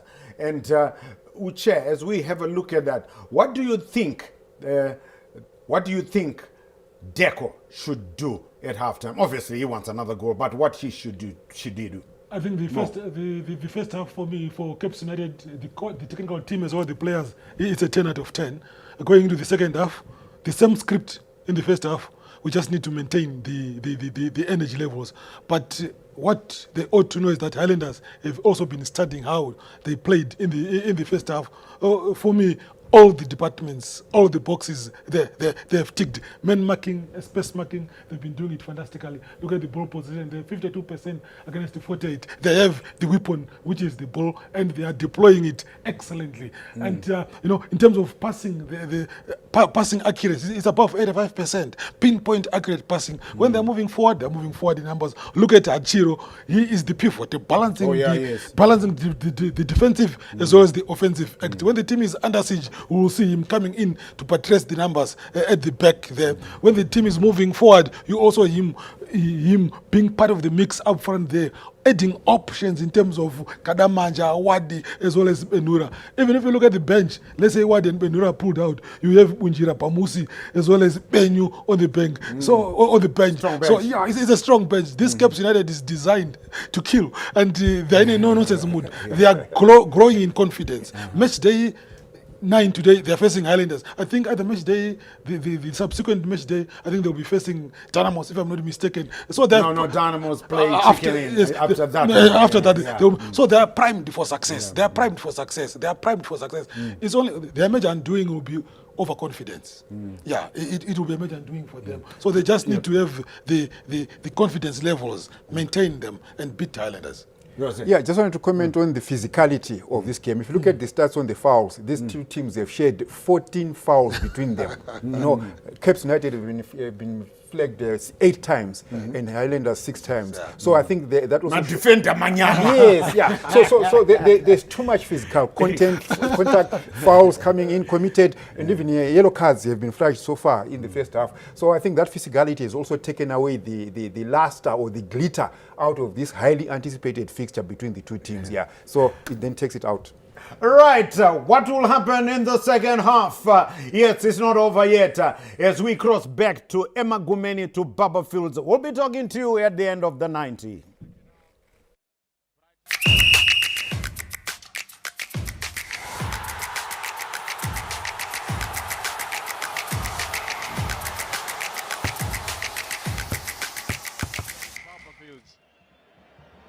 It's quite unfortunate that the home team is trailing the two Caps United, the team at the top of the table. And in your screens is Tekshua Chiragwi, the man who in 2022 was an assistant to Benjani Ngwariwari as they were both taking charge of Ngesi Platinum. Benjani left and then he went on to win the championship. Tekshua Chiragwi. Once together on the dugout, they now stand on separate parts of the dugout. One leading Islanders, the other Caps United. Max, coming into the second half, what will Highlanders need to do to offer and guarantee the faithfuls here and watching across the world of a comeback? Well, still a lot of time for them. I think it's just have to make sure that they're patient enough. It hasn't been a very bad game for them. I think they were trying to create some chances in that first half, and they were just unlucky with that goal that they conceded. But still, in the game, Highlanders, they have to be carrying that confidence from their win against Chicken. And you want to turn a decent game into a bad one. Just focus on your game, and you can definitely be getting back into this one with the home crowd on your back supporting you. I think they have all the chances, Highlanders, to come back into this one.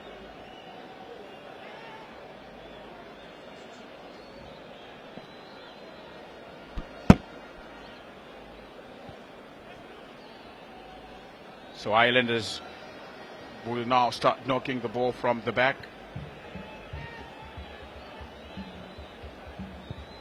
As they try to find And that's a confirmation of this top substitution. Andrew Beba coming off from Velocosa. A good player. Now good delivery into the box. Never Aushi to recollect. Good intent coming in from Highlanders from the right side. Now Kudakwasha Mahachi. Chuma. Disappointing pass. Now Obreo Chirinda. Now Chirinda, good out play. And Ishmael Wadi trying to make amends for his misplaced pass. No more Chinyerere finding the fate of Kudakwasha Mahachi. Playing it forward. The long balls haven't really materialized for Highlanders so far. And it's quite amazing that they keep on trying these long balls despite their low success rate. Yeah, a little bit concerned. We haven't even seen a lot of fighting in the first half. And that supply has been short to him as well. But quite positive in the second half, Highlanders, which is so that attempt there. And Caps United goalkeeper being able to clear it away. Mangalani. But a very good show of positive intent from Highlanders. We have already made a substitution. And I think we would believe they're still in the game. The passing game really hasn't really shown up as yet. So now Jamboko are finding Ishmael Wadi. But Velocosa was just there in time to stop Ishmael Wadi from just running behind him. Now Velocosa. Chinyerere.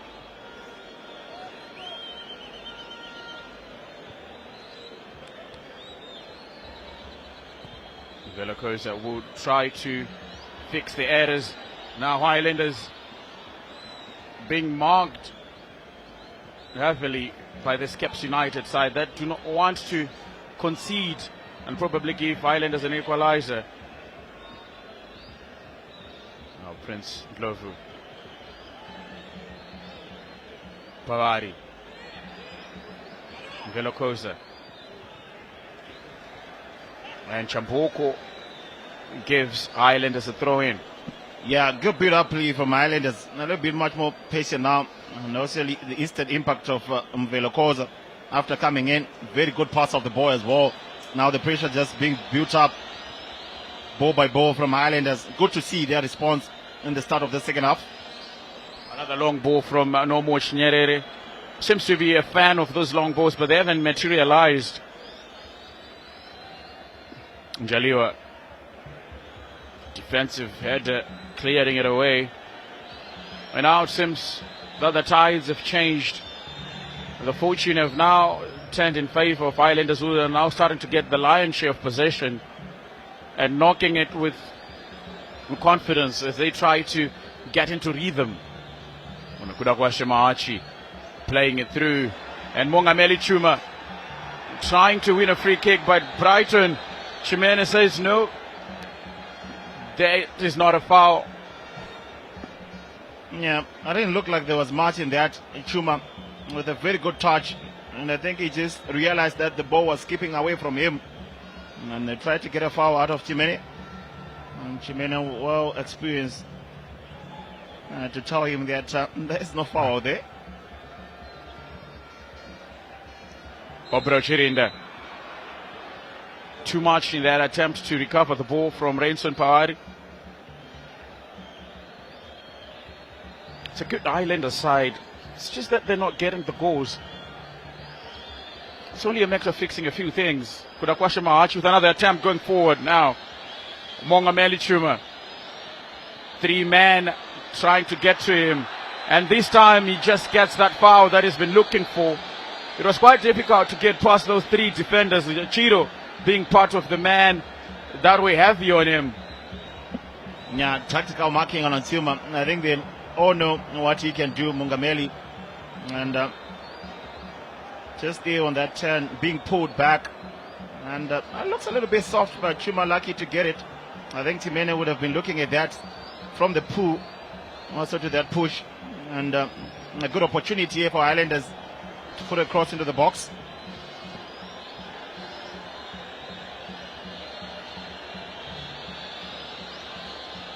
So now Velokosa from the same position. Kadamanja delivered from to give Highlanders an opportunity to equalize. But Magalani has gone down after so much traffic was in the box. Good delivery from Velokosa. Sure, causing so much problems for that Caps United defense, and it's a pleasure for them that it hasn't ended up in the back of the net. Yeah, good impact substitution from Marwari to bring in Koza, who is very good with his right foot and whipping one in there. The goalkeeper doing so well, Mangalani, jumping well to punch that away from danger and almost injuring himself during that process. But it's been a very good 5 minutes for Highlanders. Have definitely heeded their coach's calls into the second half, as we just see that replay there, whipped in, and the goalkeeper with a very good punch with the right foot, right hand as well, and good to see him being able to be present in that box. A good delivery from Velokosa. Magalani was just there in time to clear his lines. It's an attribute that not many goalkeepers do possess, to leave your lines and clear crosses or corner kicks. No wonder most teams have become fortunate with set pieces. And you saw in the recent encounter, Highlanders had to play here at Barberfields against Chicken Inn, where they found most of their goals through set pieces. And sometimes it's because of goalkeepers who fail to clear their lines. And you have to credit Magalani for doing such to keep the scoreline as is. Ishmael Wadi committing a foul. Or no more Chinyerere.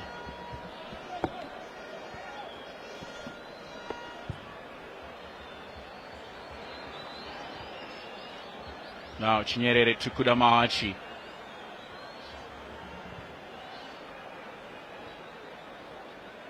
Maachi again. Mongameli Chuma. Such panache from Chuma.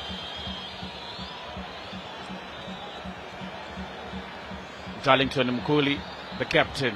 So good to see him back. Remember the 2024 season, he had to be ruled out for the rest of the season after he tore his ACL and almost spent an entire year without playing football. And for him to come back and take the captaincy again and lead this gigantic team that is Highlanders, such a good thing to see. Now Mengameli Chuma and fouling Richard Achiro in the process. Yeah, good to see that recovery coming back to lead the team, but good combination play from Highlanders, especially on the left flank with Maachi, and finding Mungambeli most of the times. An unfortunate foul there. Mungambeli judged to have pulled the Caps United player back. A little bit frustration on him, not really getting the ball as much as he would have loved. Just a little pull there, Chuma on Hachiro. But a good response from Highlanders in the second half.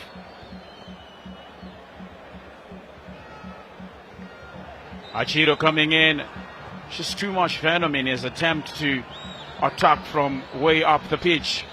Now Kudamaachi, maybe he can operate in a place that he's so much used to, but a poor pass from the veteran wing-back now.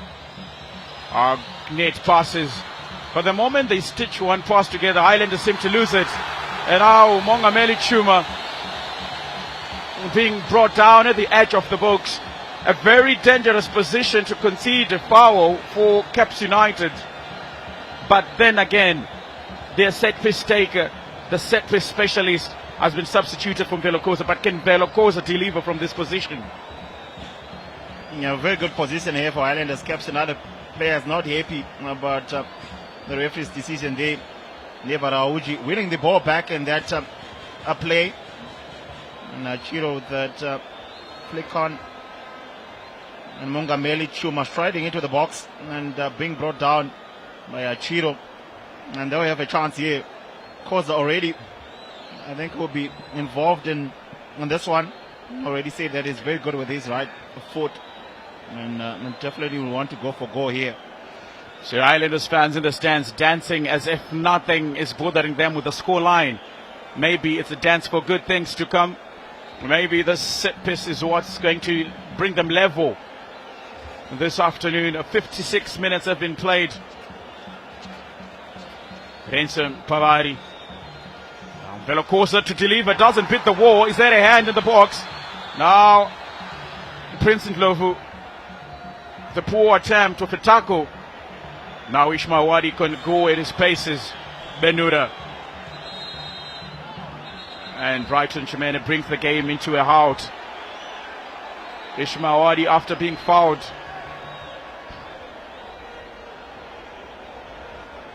So that's Ishmael Wadi after trying to apply his afterburners to just go on his paces.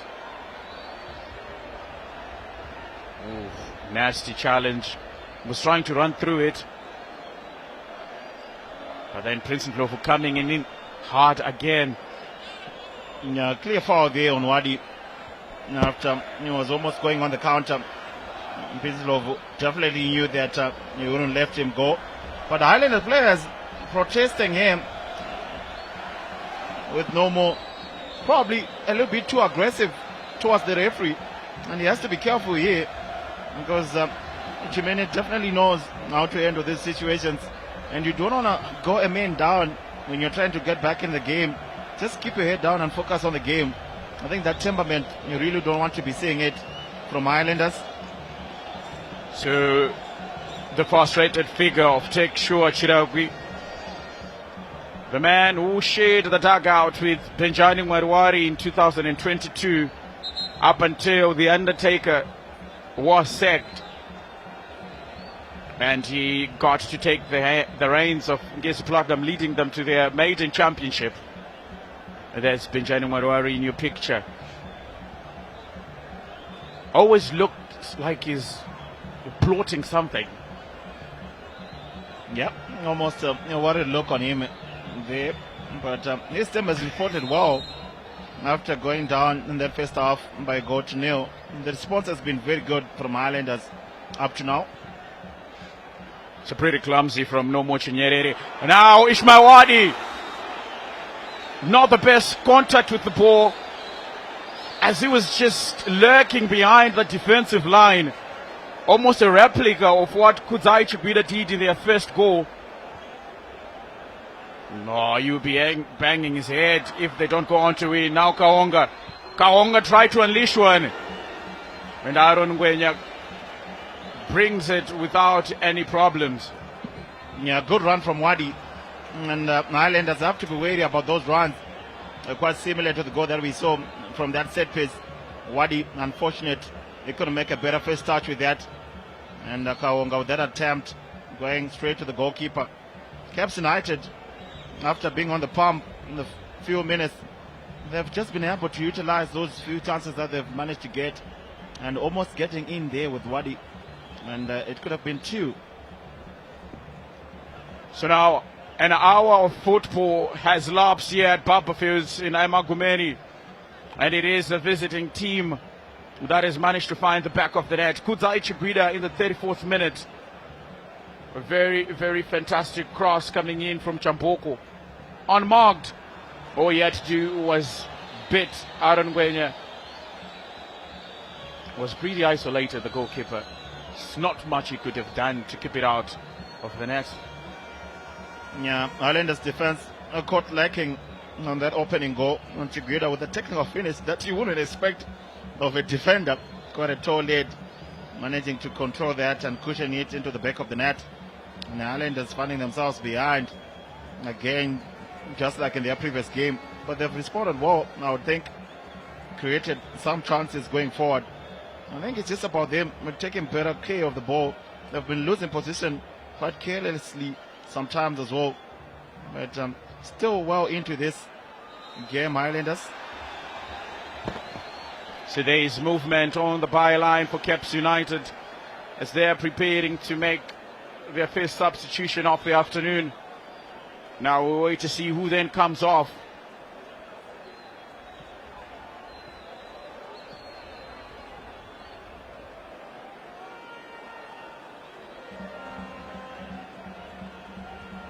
So Obro Chirinda looking like he's going to be one of the players to be replaced. It's the upright, and it's a goal for Caps United. From a set piece, they found fortune again. And Highlanders have failed to defend. Jaliwa, after being trusted by Tekshua Chiraku with the starts, he then repays the coach's confidence with a glancing header that hits the upright and straight into the back of the net. Caps United 2. What a goal from Jaliwa. A good control header. He wouldn't care about the yellow card that he would get for taking his set off after giving his team the second goal of the afternoon. And out of nothing, Caps United managed to get their second goal. Very good cross whipped in and did well to control that. And with Aaron Nguena looking like he was just looking at the ball, hitting that upright and into the back of the net. And dismay for Highlanders. Velo, all disappointed, picking the ball out of the back of the net. Jaliwa and the fans dancing to what has been a very good performance so far from Caps United. Caps United have found the back of the net on either ends of Barberfield's first one at the Soweto end and now at the Impilo end, where the Caps United faithfuls are gathered in their numbers in their traditional green and white. Their celebrations as they erupted, they've brought the other half of the stadium quiet. Highlanders not understanding how what once was a fortress is being penetrated with such ease through set pieces. Well, 2 goals from 2 set pieces. I think Tekshua Chiragui will be quite happy about that. And Highlanders defending has been all over the place. Just allowing the Jaliwa to flick that into the back of the net. And the goalkeeper stand watching there. And Caps United will definitely feel like the 3 points are for taking this afternoon. Kudawashe Maachi with a feisty clearance to take the ball away from Benura.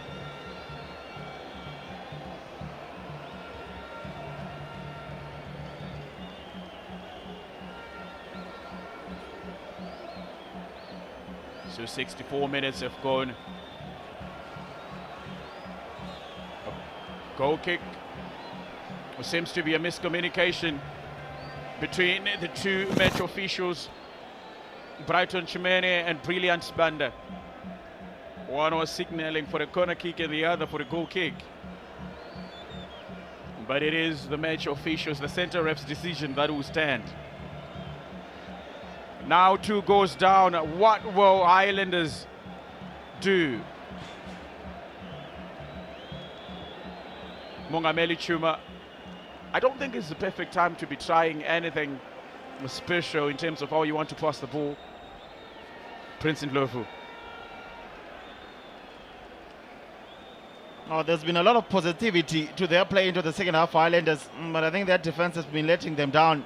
And it is those crucial set pieces that you have to make sure that you are quite active and you are able to defend them well.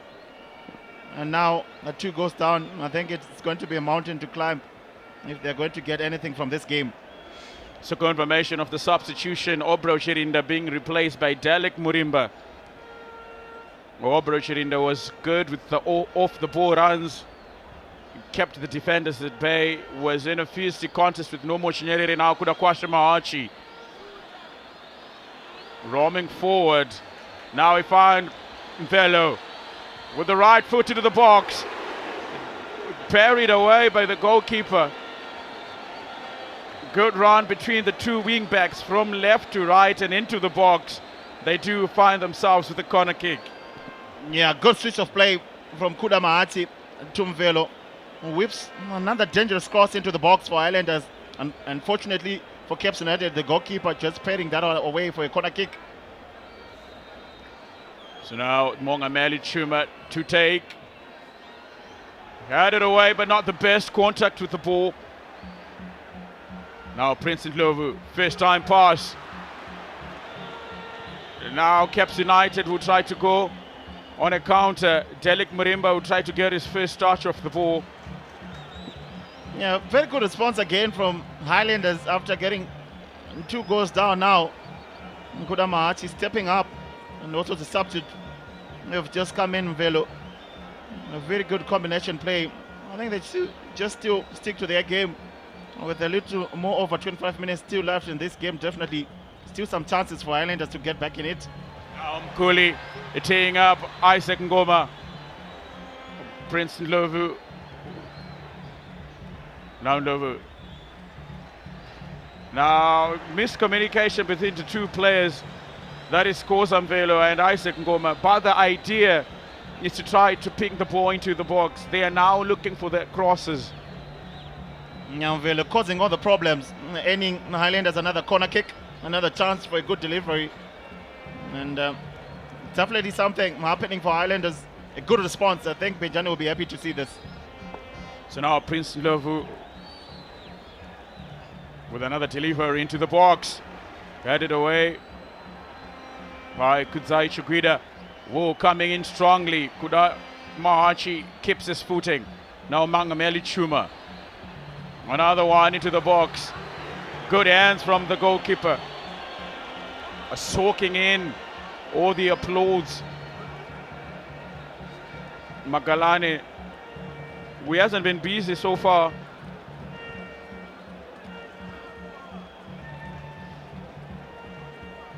Well, it's going to be an exciting lineup of games after this battle of cities for Caps United, as they, on the 2nd of May, will host another side from Blawayo, that is Blawayo Chiefs, a team that was fortunate to get maximum 3 points against Chicken Inn. And on the 9th of May, the biggest one, that is the Harare Derby. Dynamos will be hosting Caps United at Rufaro Stadium. That is definitely going to be one game that Caps United will have to prepare for. And then after that, they play against Moors. Yeah, quite a busy schedule for the log leaders.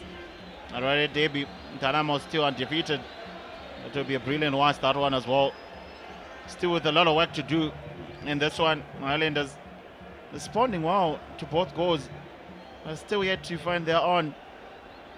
Very person build up. Mahachi as well, combining well with Mvelo, as well as Mungameli, who has been getting some runs in.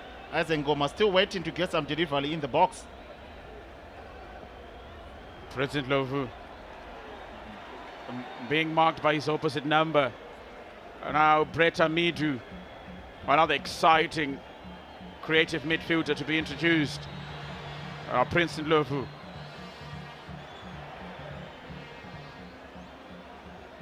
So now looking into Highlanders as well, their next games they're going to be playing. Richard Achiro. So Highlanders will be playing against the Rentos. They will travel to Rufaro Stadium. And then after that they play against Triangle here at Bapperfields. Then they go to Chawanda Stadium on the 13th of May. Well, they will play against Hard Rock. Doesn't look like worrying games for Highlanders. So a yellow card for for Highlanders, I believe. Yeah, Caps United will just get a chance here to slow down the game and get a breath in. Highlanders almost playing all the time in Caps United is off. Richard Achiro there with all the experience. And I think Caps United now just have to control this game and to be able to keep some position. You really don't want to keep giving back position to Highlanders, who will be desperate to try and get back into this game. Now Kaonga deflected out for a corner kick. The moment Caps United start going forward, they do so with intent, and they always want to cause problems every time they do so. Now that's Tekshua Chiragwi together with Ian Bakala, sharing tactics before they make the substitutions. Darlington Mkuli, the captain, the recent receiver of that yellow card. Ishmael Wadi pumping out the Impilo end where the Caps United fans are. Chawanangwa Kaonga with the corner kick delivery. Now Alec Murimba.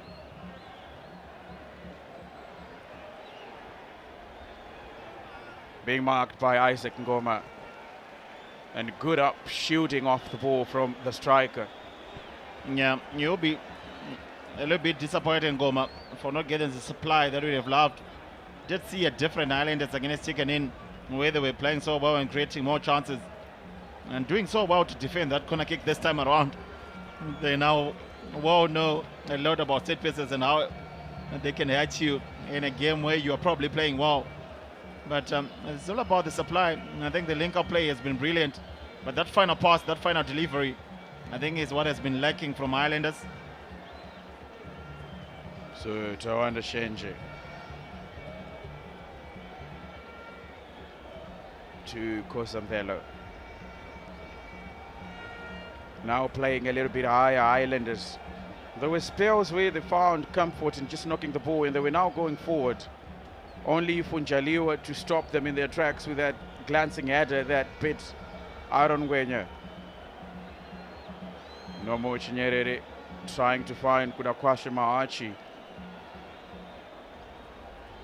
Well, the idea of passing the ball, you always have to pass to gain ground, and if you're just knocking it around, it ends up being passing in high volumes without the intention to go forward, as seen by Highlanders. Yeah, Benjani there up on his feet.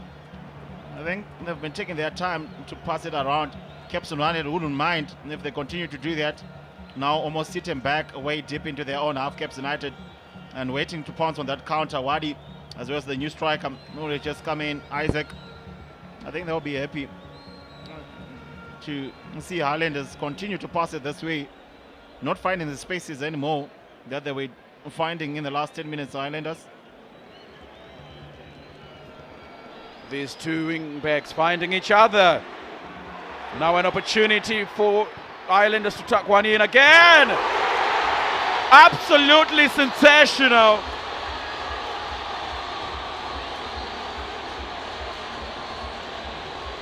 A lifeline for Highlanders. Darlington Mkuli, the captain, gives the Undertaker, the captain, a reason to smile. Went for the first attempt, defended, and with the second bite of the cherry, managed to beat the defense, the wall, and Magalade. 2-1 to Highlanders. Now Tigila and Caps United and Mangalani introspecting on that one. A very good finish on the second attempt. Just wondering why there was no one coming to him there with a lot of space after that first strike. And with a clean finish on the second attempt. And now Highlanders are back in this one. Well, trying to build up from that momentum. Mantekshua Chiragui not impressed by what he has just seen. Or what he has just seen, I beg your pardon.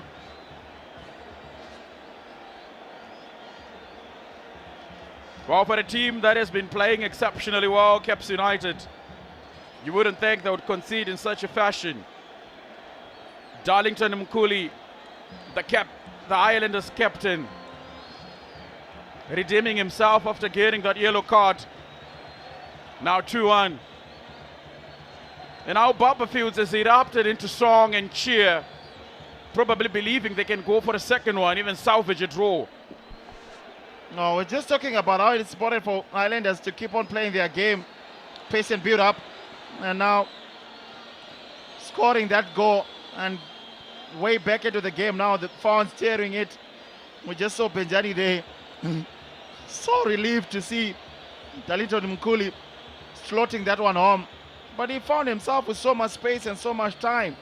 Caps United defense almost sitting back too deep into their own 18 area, and on that rebound, with so much composure, the captain brings his team back into the game. Well, the 12th man effect is seriously coming into play here at Barberfields. So much intent Now another one from distance. Magalane not holding it first time. And now Highlanders have something to hold on to in terms of belief. They are now excited about what they are seeing. Pretty much impressed. A corner kick.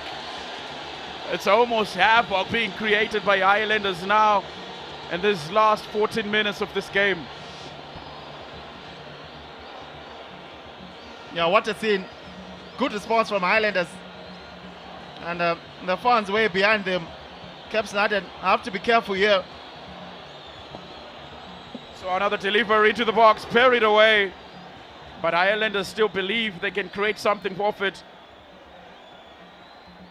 And now Mvelo Kosa, the man with the mean delivery. And this time it is gone out of play. We now have a game. The game has been brought to life with that Mkuli goal. Yeah, what a game we have in our hands. The previous ones have not really given us the goals tonight. Not a very good watch this afternoon. Highlanders trailing for most of this game. And just shows you what a single goal can do to motivate these players. Velokoza, probably the difference maker for Highlanders. Unfortunate there with that last cross, but has been able to put so much pressure on Caps United, who find themselves making mistakes they were never making.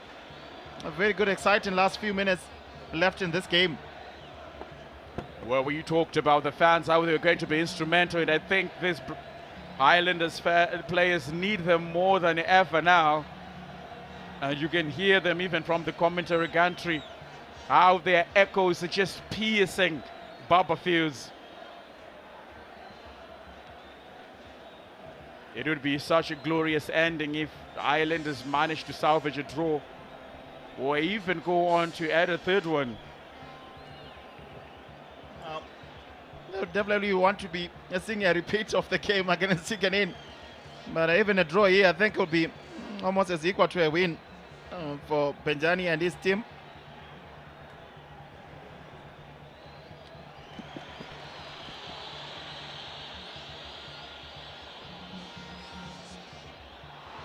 Benura. Now ball taken by Highlanders. Oh, now Isaac Ngoma with so much options finds Prince Ndlovu at the edge of the box. Cutting inside, dropped the shoulder, but there was so much traffic ahead of him. Exactly the type of football Highlanders should have been playing from the first minute. Yeah, good counter there from Highlanders. With some pace, Isaac Ngoma laying it off for Prince Ndlovu, who cuts inside, and these shots get blocked, and Caps United finding some reprieve and some relief there. And you would know that still a long time to go before that final whistle if you are Caps United.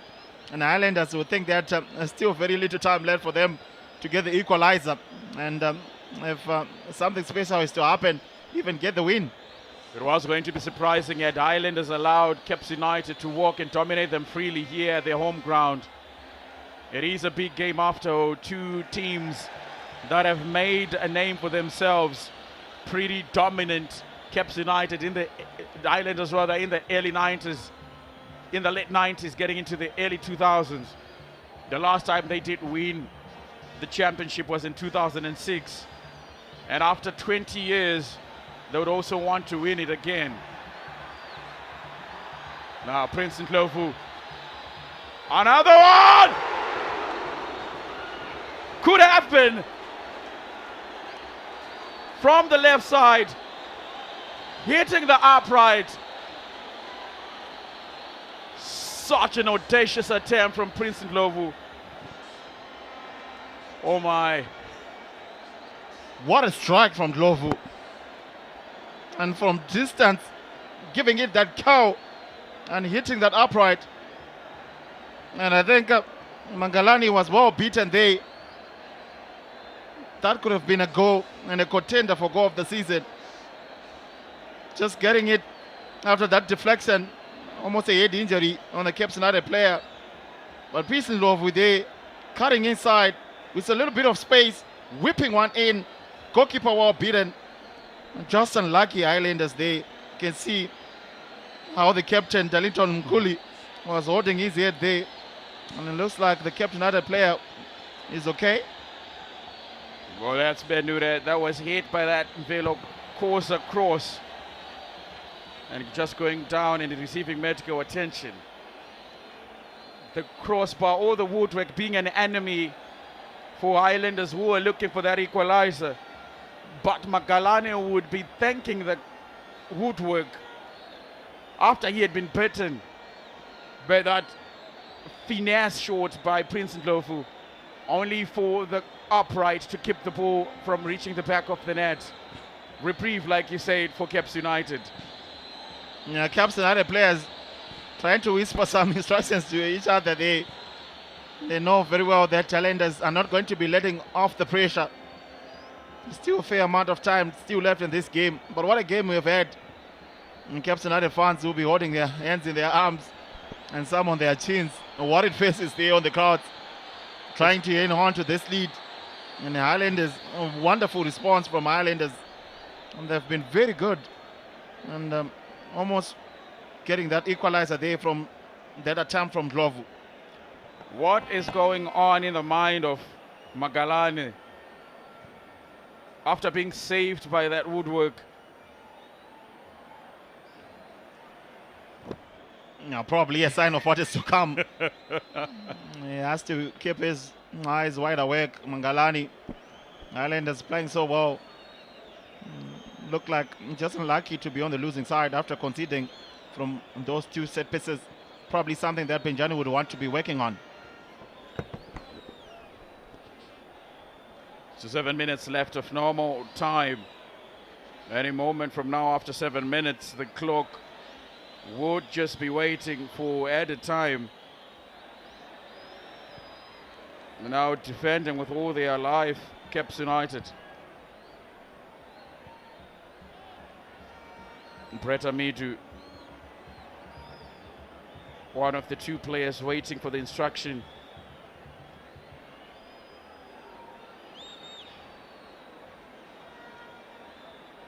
Now Tawanda Shenje.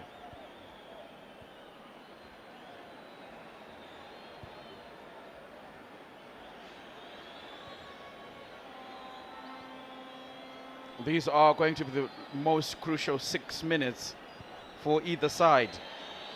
How will Highlanders surge forward and look for that equalizer? Even for Caps United, hearts in their hands, as you saw from the pictures of the fans who are no longer enjoying proceedings, probably praying that may it come from 84 minutes up to 90 minutes, because it has become that hard for them. Yeah, it could have been quite a telling game for both teams. Still early in the season, but if Highlanders can come back here and probably get a draw or win, I think that would tell so much about their character going into the next games. Caps United on top of the log table. If they had to grind out a win here, still very motivational for a team on top. I think that would definitely roll them up and fire them up for the coming challenges. Mongameli Chuma with a deft touch.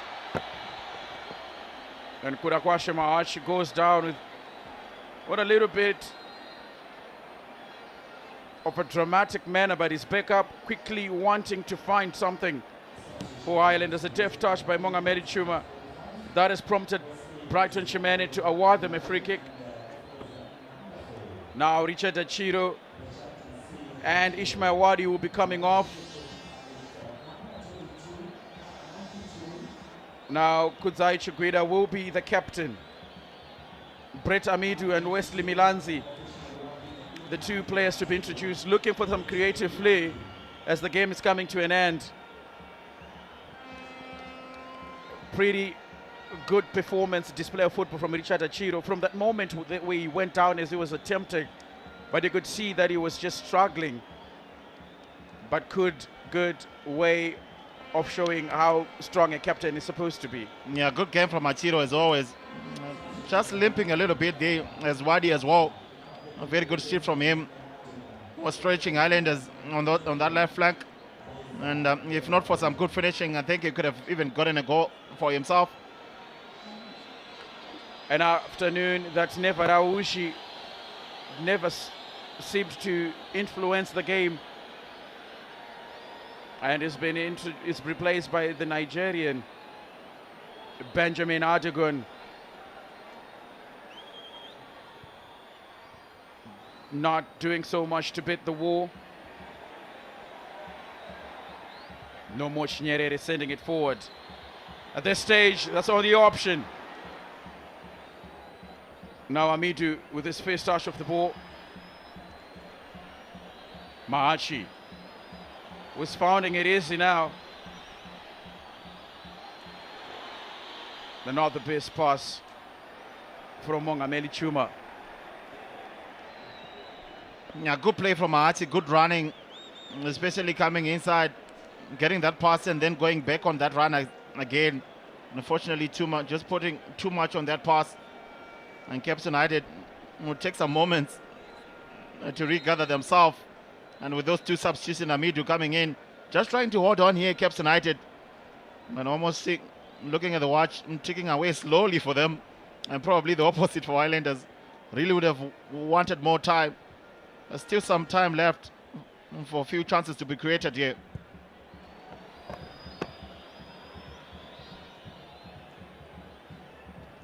Brett Amidu.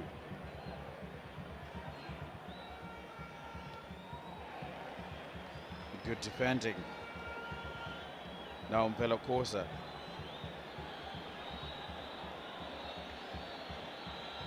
Now more Chinyerere.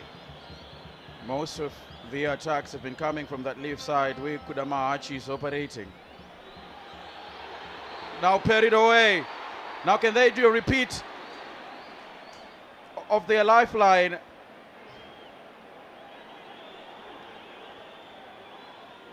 Now Benura. Kaonga. Amidu. Quick exchanges now. Kaonga taking so much time. Kaonga not doing justice to that quick 1-2. Now Mongameli Chuma and Prince Ndlovu. He's going to be dropping the shoulder again. Taking his time. Took so much time, Prince Ndlovu. Just hit it first time. Yeah, just got in 2 months there, Ndlovu. After cutting inside. And on the other end, Kaonga had that opportunity to seal the game. And now Ndlovu with a chance there to get the equalizer again. Now Mongameli Chuma trying to take matters into his own hands. Taking it over for Adegun. He keeps it in play. And it's a goal kick. Though Mongameli Chuma in the last 30 seconds of this 90 minutes has started to find freedom operating in that area. Probably after Achiro had been taken off, he is now finding it free to move, those neat 1-2s. Yeah, Bejani not happy with Mongameli though, with that pass. They trying to flick it on than just to play it on the ground. And unfortunately goes all the way for a goal kick. And only 4 minutes being added on. Highlanders would think they still can create something in that. So 4 minutes. Benura on the right side. Wins a throw in.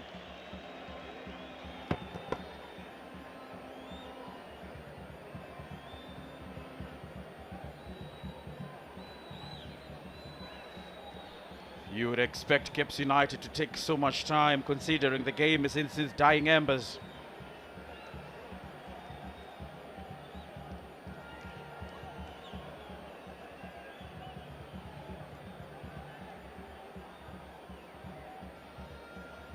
Caps United will probably go for a long throw.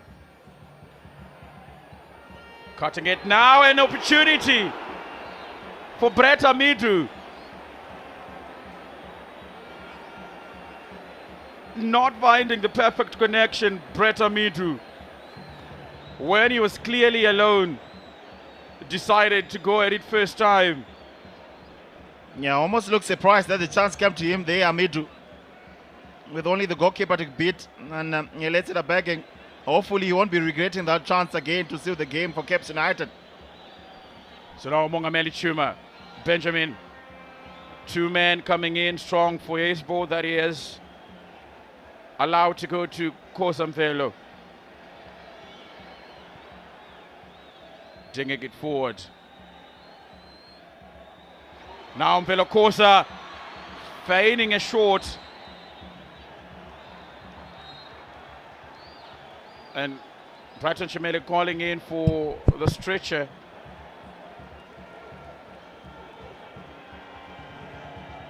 No, it did look like there was a foul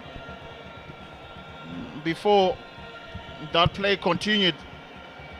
And now the stretcher being called in. Brighton Chimele encouraging the medical team to come quickly as we get into the last 2 minutes of this one. Caps United fans would believe that the 3 points are secure as they sing and dance in the stands. Highlanders definitely would think that they did have the chances to come back into the game. Prislov, after hitting the post with that first attempt, I thought when he caught inside that time, he was probably going to do a repeat of the same shot. Unfortunately, just taking too much time. And the chances have been there. They've been wonderful Highlanders in their response. Mvelo Kosa, probably one of the best players of the afternoon. So now Chitoshi Shinga will probably be given minutes after Njaliwa had gone out, being ushered off by a stretcher. Oh, that's the injury that saw Njaliwa go down and antagonizing pain. Not room for mistake for Caps United. Kaonga, Kudakwasha Maachi and unsung hero this afternoon. It's an unfortunate that his team is the one that's trailing. Prince Ndlovu, he'll try again to keep it in play. Bretta Midu. Benura, who seems to be now out of gas. Rain Sampavari, Mongameli Chuma conceding possession. Now it's just a hoof ball by either side. Kudakwashe Maachi. And you do expect Magalani to go down. 10 seconds are off the minimum 4 minutes added left. And he's surely going to be taking his time. So Chitoshi Shinga, another good centre back. Yeah, now the ball throwing has started, and we talked about this in the first half. It has been a very good competitive game, and the players themselves coming to tell their players to calm down on what has been a very good showing of good football for Highlanders, despite them almost losing this game with the time definitely running out. I'll probably think they were the best of these two teams, and you want to build up from the positives, whether you win or you lose. And it's not encouraging to see where the fans will always want to be angry whenever anything goes not their side. Baba Fields has fallen at the hands of Caps United, and Tekshua Chiragui, once an assistant, now a manager for Caps United, coming in to be a thorn in the flesh of Highlanders and Benjani Wariwari. 2-1 is how it ends on this big Sunday, the Super Sunday of match day number 9. Kudzai Chiguida, Dominic Njaliwa on course to take Caps United forward, and Darlington Mkoli finding the consolation goal. What has been a fortress for the last 11 years, with Caps United last finding a win in 2015. They now have done it after a very long time, and it's going to be a trip back to Harare they are going to enjoy. But for Highlanders and Benjani Mwarwari, that win against Chicken Inn would definitely mean nothing now, as they'll go back to the drawing board. Caps United extend the lead on top of the table, and what a game we've had. What a game. I think it has been a beautiful watch, and Caps United will take all the confidence going into the next fixtures. I think they've been very good tactically as well, and managing to almost grind out this result after taking that 2-0 lead. You would have thought it was going to be easier for them, but a very good response from Highlanders, who unfortunately lose this one. But what a game altogether. It has been a brilliant watch from Baba Fields this afternoon.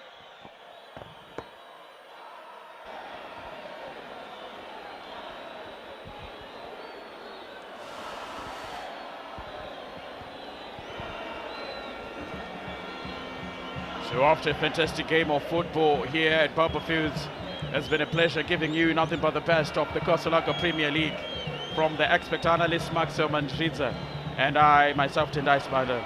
It's a good afternoon.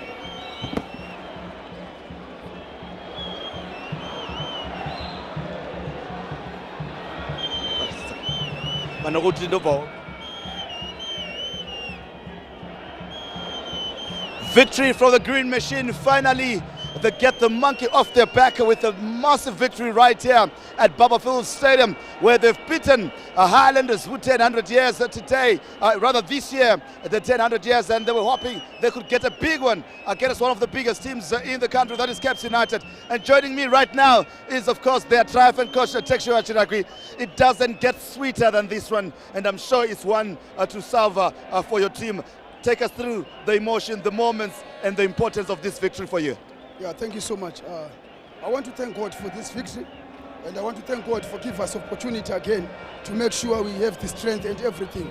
And I think it was a sweet victory from the word go. I think we've made sure that we need to play on a tactical game that was going to win us game, to make sure that we keep our lines and make sure we can win them on a counter-attack. And I think it helped us today. The guys, they did very well in terms of tactical understanding and tactical awareness.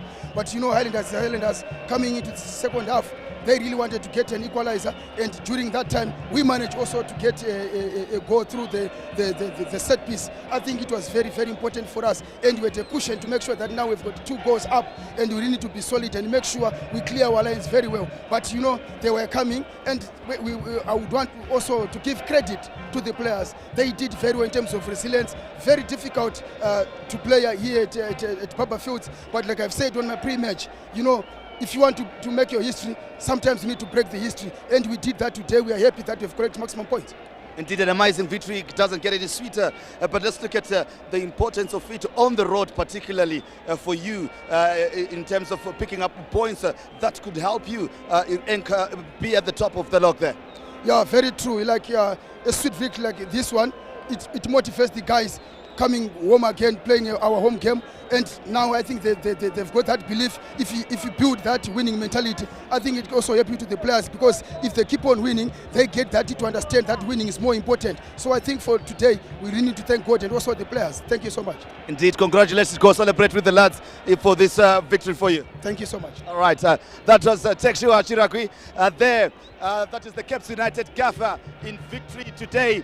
And of course, we'll look at how the fans will be celebrating this one for CAPS United. It surely be a good journey back to the capital. And of course, joining me right now is the Highlanders gaffer, Penjani Maruaru. Difficult to take your first defeat at Baba Fields Stadium for the season as well. A tough one to take. Again, set pieces undoing you this afternoon. Of course, you know, we've been working on those set pieces, and if you're playing home and concede 2, you are 2-0 down. I'm not taking anything away from CAPS. CAPS is a very good team. You saw they came here, they were very organized. They managed the game the whole of the first half, and we started to show some flashes in the second half, especially in the last 20 minutes. When you're chasing the game, 2-0 down at home, you know, we have our fans here, and you know, if we could have added maybe 10 more minutes, maybe something else could have happened. But in football, we play 90 minutes, and we need to be aware. We don't need to concede. As I said earlier on, or the first time I came here, I said we still have to work hard. Today we've learned a lot in terms of they managed the game, and we didn't for the past 70 minutes, I think. Right, tough one, coach, but I'm sure it will be next week there you get to pick up the pieces and put your campaign back in track. Of course, we need to go back and work hard to try and win some games. Tough luck, coach. Thank you very much. You are welcome. All right, that was Penjani Maruaru there, defeated today there by CAPS United, Tekshio Achiragwi, as it is victory that is for CAPS United, the log leaders, as they continue with the victory, and the celebrations will continue here at in Bulawayo at Baba Fields Stadium. Highlanders being given their first defeat of the season this time around, and certainly hope that you thoroughly enjoyed this game. Let's take you to the studio now, where Charles CNN, the legendary Mabika, is holding forth together with John Kani and Ashford Mundava.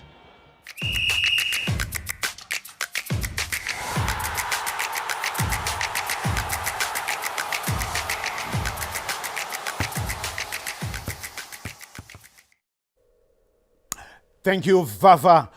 The jinx has been broken by Caps United 2-1 after 11 years.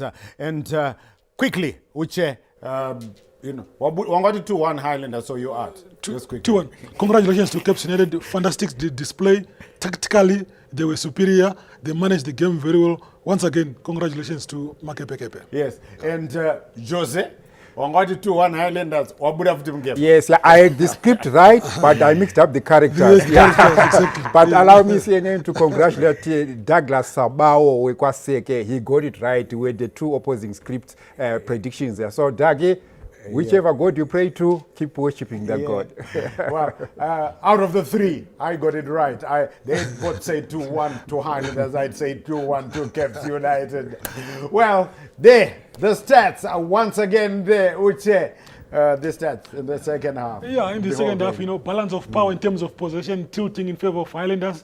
Yes, they had the possession, but they failed to utilize that possession. Mongameli Chuma for me today was a pain in the neck for his team because, instead of during those decisive moments where he was supposed just to go for the kill, he was overplaying the ball and inviting the defense to recover, and Caps United survived. There were two clear-cut occasions. Games of this nature and magnitude, you ought to be a goal poacher, a goal getter. No time for thinking, because this is where you make your names. So once again, congratulations to Caps United. But Mongameli Chuma, he's supposed to release the balls early, so to give his other two players time to shoot. Yes, as we see the highlights from Barberfield Stadium, and Jose, Caps United could go on to win this league title. Yeah, I mean, Caps United are serious contenders. I think if anyone ignored Caps United this season, I think it's at your own peril. Because Caps United right now are showing the signs and lifting up their hand and saying, guys, we are part of the league title story. And they want to determine that it goes to Caps United headquarters. That's right. Well, the last we heard from from Rufaro Stadium in Biles, it was still goalless. So that means Caps United stretch their lead at the top as the action comes to us from Barberfield Stadium. Yes, we saw KC Kudzic Guida with making it 1-0 for Caps United, and before Dominic Njaliwa made it 2-0, and then of course Highlanders skipper Darlington Mkuli pulling one back, and it could have been 2-2, but that one, the effort from Mvelo Koza came off at the right upright post. It would have been 2-2, but Caps United hung on. They are now on 22 points. They stretch their lead. Well, beg your pardon. Congratulations to all you Makepe fans out there.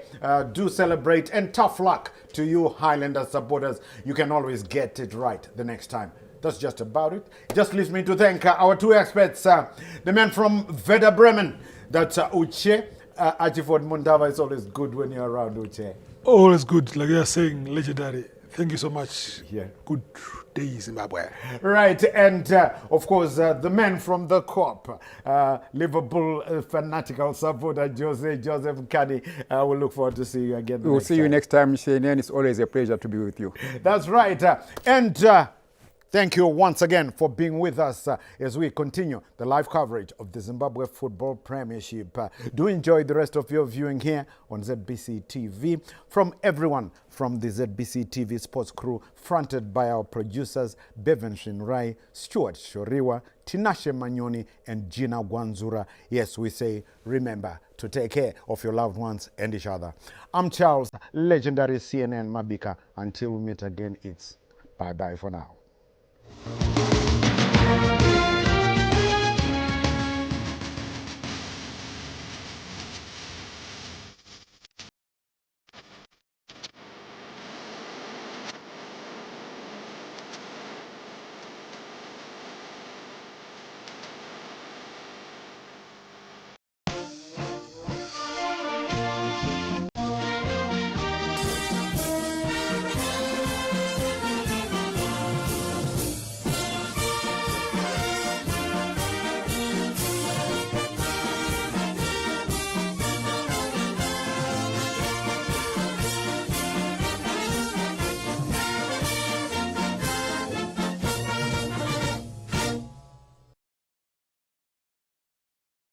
Hello viewers, and thank you for joining us on another exciting episode of Crime and Road Safe to Watch.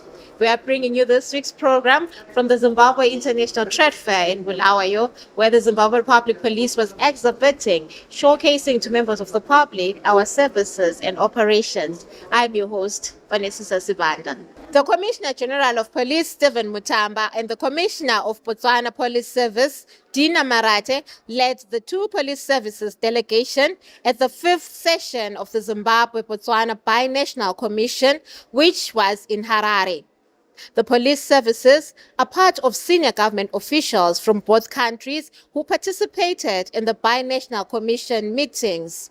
Moving on to Masvingo Province, police in Chiredzi arrested 4 accused persons for armed robbery cases. Let us hear more from ZRP Masvingo Provincial Spokesperson, Inspector Kudakwashe Dewa.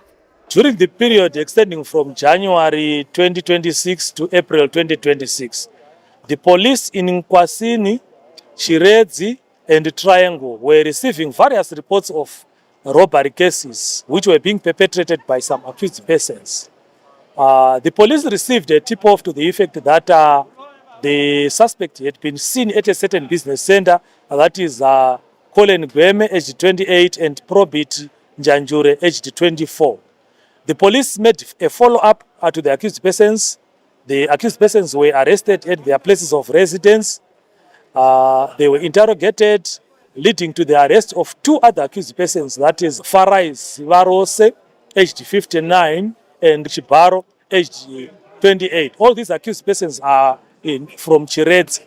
The accused persons were targeting business people and those into cattle buying, and they were targeting property including solar panels, motor vehicles, groceries, cell phones, and other electronic gadgets, as well as bicycles.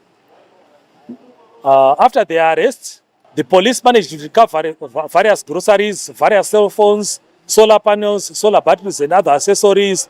They also managed to recover 3 bicycles and a Nissan Caravan, which had been buried underneath a pit at one of the accused persons' plot. The value stolen is yet to be established, and currently the complainants are in the process of verifying their properties. Apparently, so far we have 14 complainants who have been identified and are being invited to identify their properties. We want to thank the Chiredzi community for coming up with valuable tips that has led to the arrests and the recovery of the property.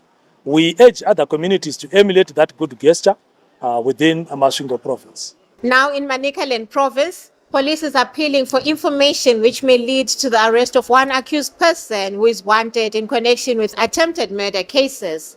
Let us hear more from ZRP Manicaland Province Acting Spokesperson, Assistant Inspector Chinyoka. Zimbabwe Republic Police is appealing for information which may lead to the arrest of the accused person in connection with a case of attempted murder which he committed on 18 April 2026. Circumstances are that the suspect by the name Francis Makuma Magariano, aged 30, of Mabrupa village, under Chief Muusha Chimaniman, who is believed to have recently returned from South Africa, shot 3 victims using a firearm.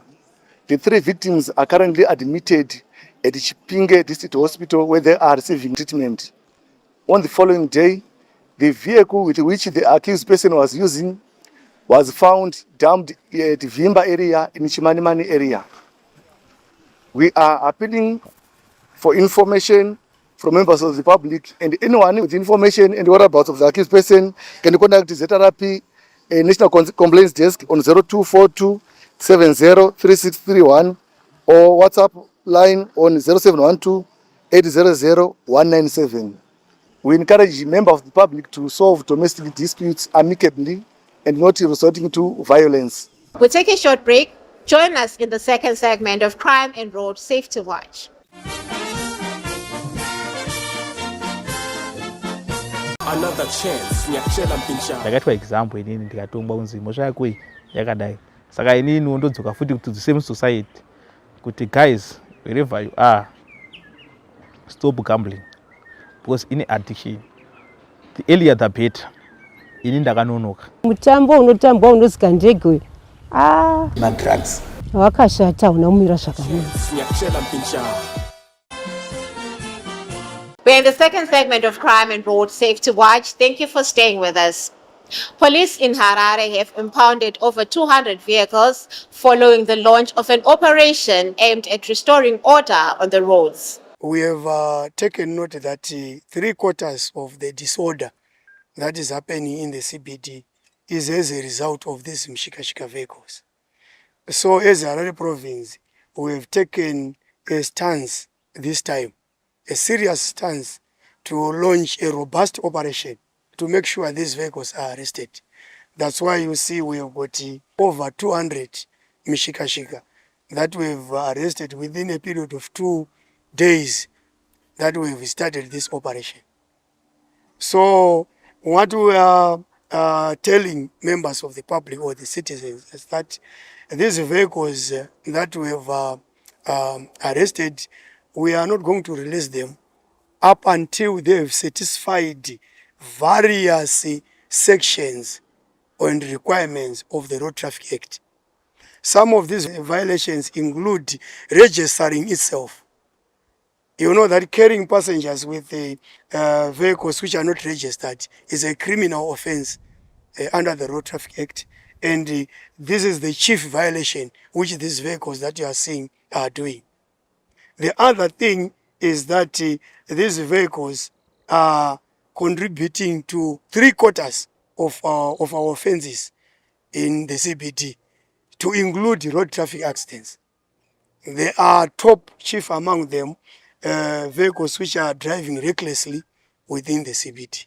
So in this operation, we also want the owners, before they clear them, to give a narrative and account for each and every dent which appears on their vehicles, as required by the Road Traffic Act.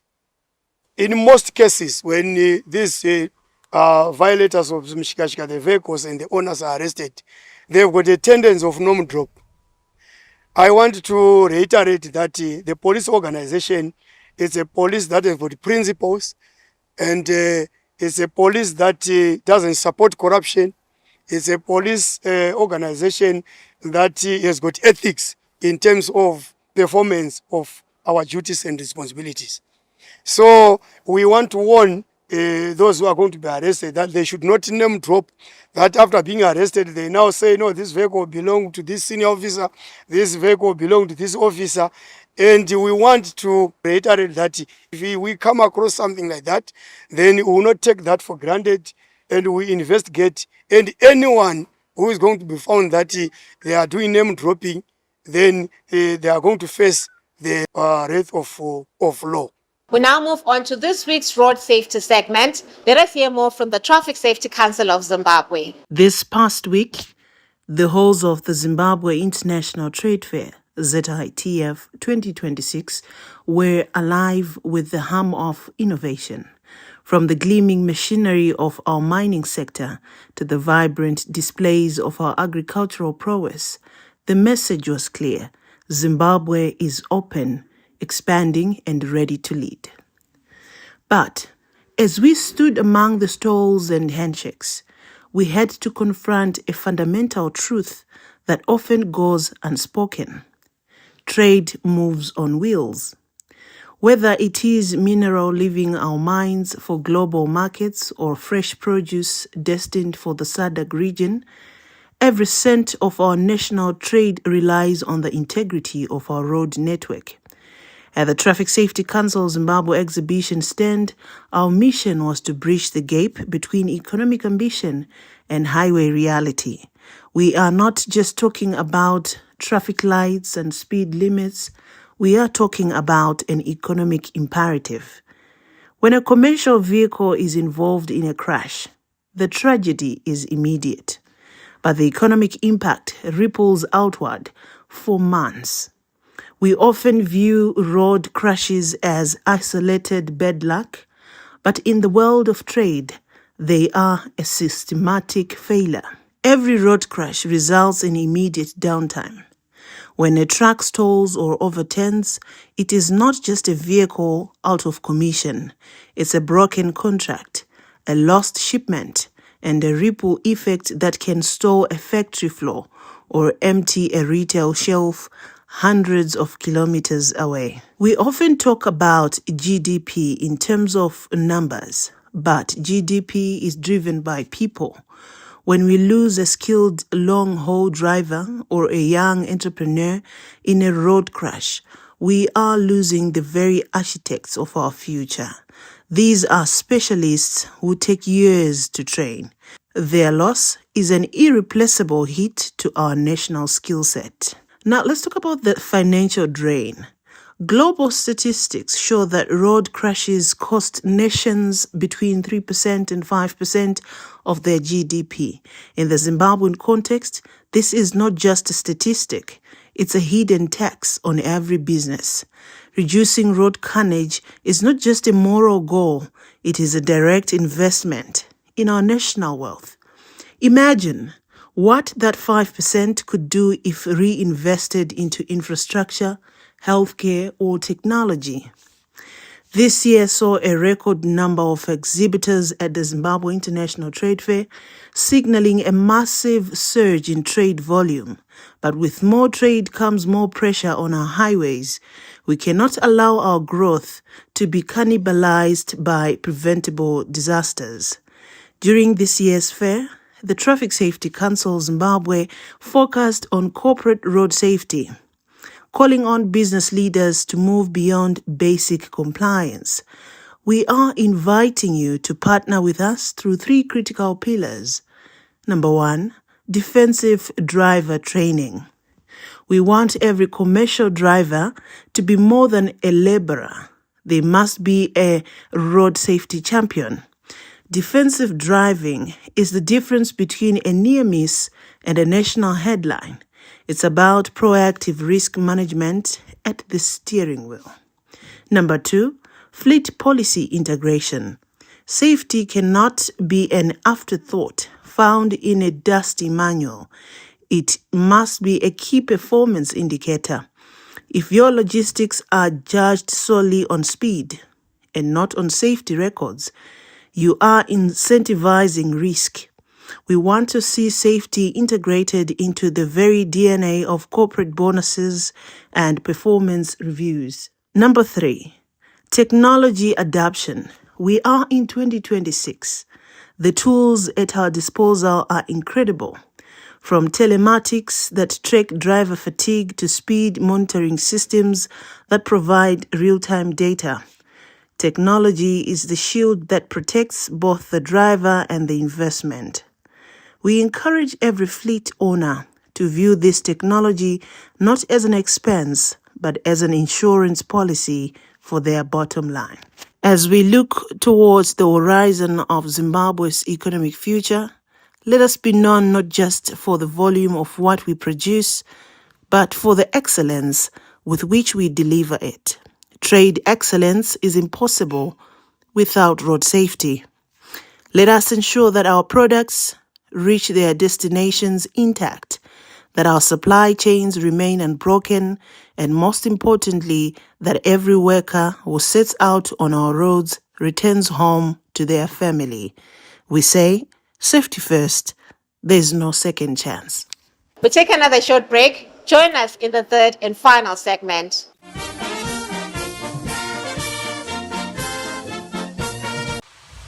Some things don't arrive, they've always been. Not for a day, for all of time. Until quietly something shifts. Moving from someday to now. Women are not honored in time, they are woven through it, shaping every story, every voice, every breath. We are because she is, and because tomorrow they will be.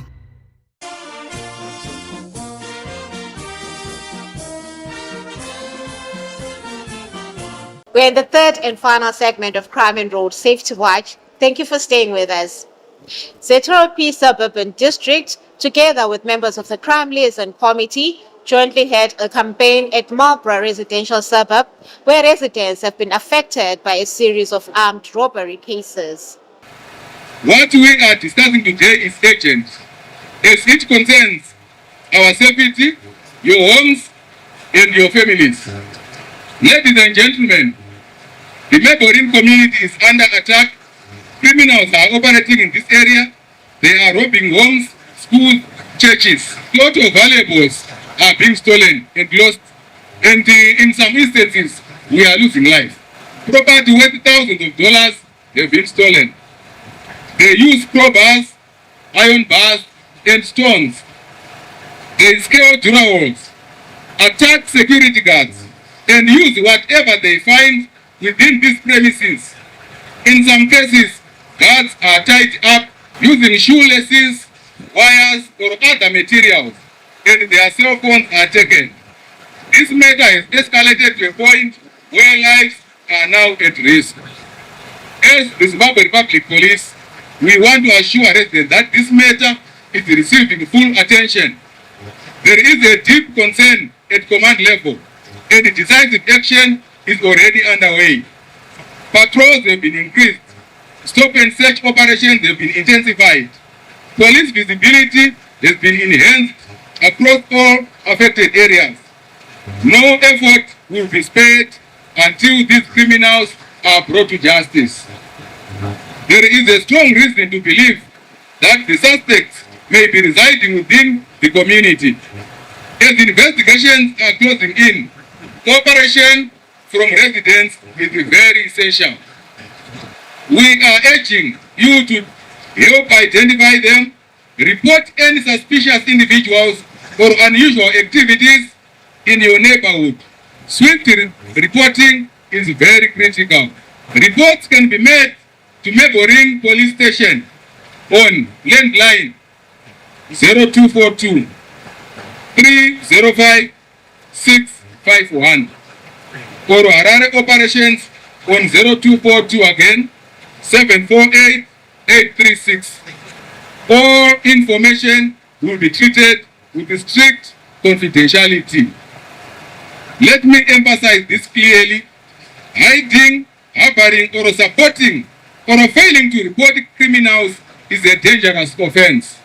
The law will take its course against everyone involved. Those who protect criminals will face same consequences as the offenders. Unity within the community is now critical. We are urging you to form and actively participate in neighborhood watch committees in every street and corner of Meborin. These communities are effective. They promote vigilance. They improve communication. They allow quick sharing of information. They help monitor movements and coordinate responses. Ndichibudza maresidents muno makaterera imi vemishikashika musina kurejesta ndimwi munohaiwa namatsotsi ari kutipindira mudzimba saka hondo iri kuuya kumishikashika muno kana kusina kurejesta. Mushikashika ngaudini ngaurejestwe tobata pamwe chete. Nyaya inoita kumapurisa ndeyekuti ukaziva chokwadi uchigara nacho uchiti ndimai mangena ukaurayirwa mwana wako uchavataka. Saka usatarira chakaipa. Zvichida munhu ari kutinetsa hama yako uri kumupa pekugara. Asi ndinoti dzotanga izvi makuma azvokazvo achadzoka pauri achadzoka pandiri. Ngatirambe takabatana nemapurisa. Hatipedzi nyaya tiri toga. Havapedzi nyaya vari voga mapurisa vanopedza nesu. In other news, the Zimbabwe Republic Police exhibited at the just ended Zimbabwe International Trade Fair in Bulawayo under the theme Innovative Policing in Support of Connected Economies and Competitive Industries. Here are some of the highlights of the exhibition.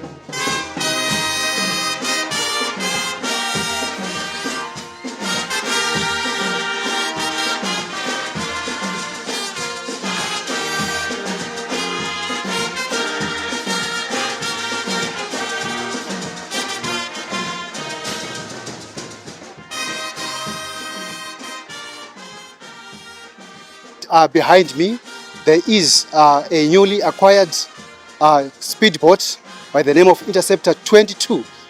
Right, it has a speed of up to 100 kilometers per hour. In terms of knots, it can travel 55 knots. Right, we are advising people about the importance of this newly acquired speedboat.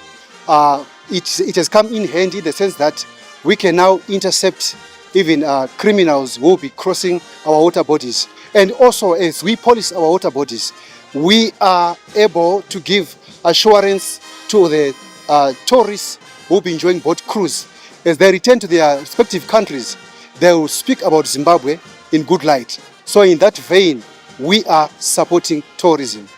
We are creating a conducive environment such that every business can be conducted in a peaceful environment. We understand that as the Zimbabwe Wildlife Police, for every business to strive, there should be peace and tranquility. And we are running with the mantra of the President of Zimbabwe being an upper middle income economy by 2030. Innovation and engagement were the names of the game at this year's Zimbabwe International Trade Fair. Standing out amongst the crowd, the Zimbabwe Republic Police earned top honors, being named the best Zimbabwean public enterprise exhibit for our impressive and informative display. It is now time for people on the police wanted list. ZRP Bedbridge Urban is looking for Vilaphi Ndlovu of house number 1010 medium density, Bedbridge, for a case of murder. Panashe Cheka of 655 Newstands, Bedbridge, is wanted by ZRP Bedbridge Urban for a case of rape. Simbarashe Andrew, age 26, of ZRP Old Camp, Bedbridge, is wanted by ZRP Bedbridge Urban for a case of rape. Anyone with information that may assist in the location of any of these wanted persons, feel free to visit any nearest police establishment or contact us on the following details. Call us on our National Complaints Desk number 0242 703 631. You can also chat with us on our WhatsApp number 0712 800 197. Visit our website www.zrp.gov.zw. You can also link with us on our email, that is feedback@zrp.gov.zw. Interact with us on our X platform at Police Zimbabwe and on our Facebook page, Zimbabwe Republic Police. You can also watch all Crime and Road Safety Watch episodes on our YouTube channel, Zimbabwe Republic Police. It has been a pleasure having you along. From me, Onesisa Sibanda, and the Crime and Road Safety Watch crew behind the scenes, pleasant viewing.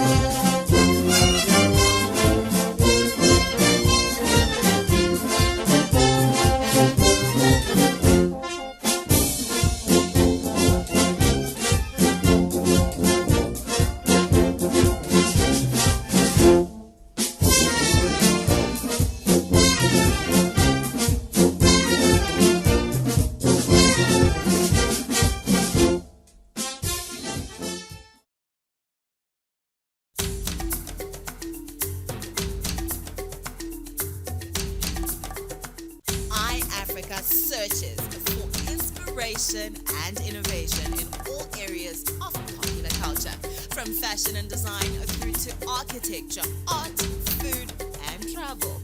The focus is on outstanding individuals doing extraordinary things on the African continent. The show presents creatives in their home nations, visiting renowned designers, musicians, architects who are leaving their mark on the young continent.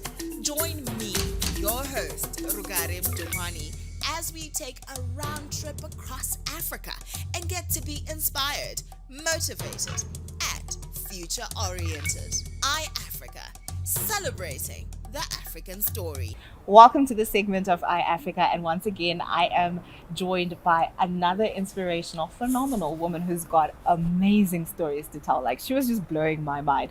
Her name is Siobhan Cleary, and she is an Irish director, producer and writer. Hello Siobhan. Hi. Welcome to the show, and oh my gosh, welcome to Zimbabwe. Yeah, thank you. Oh gosh, it's such a pleasure to be here. It's always my dream to come to Africa. Yeah, really, but to be in Zimbabwe, it's just, oh, it's unbelievable. I cannot believe that I'm in this fantastic country, and thank you. I'm so happy to be here, and it's such a pleasure for you to invite me to this interview. Thank you. Now, I want to start off with your roles. Can you break down your roles as a director, a producer, and writer in the words of Siobhan, not the textbook ones? Well, I think the thing is that I'm how I would also see myself as an independent filmmaker. Okay. So I think actually I'm the original kind of multi-skilled. Yes, yeah, director, producer. In other words, you know, I can film, I can shoot, I can edit.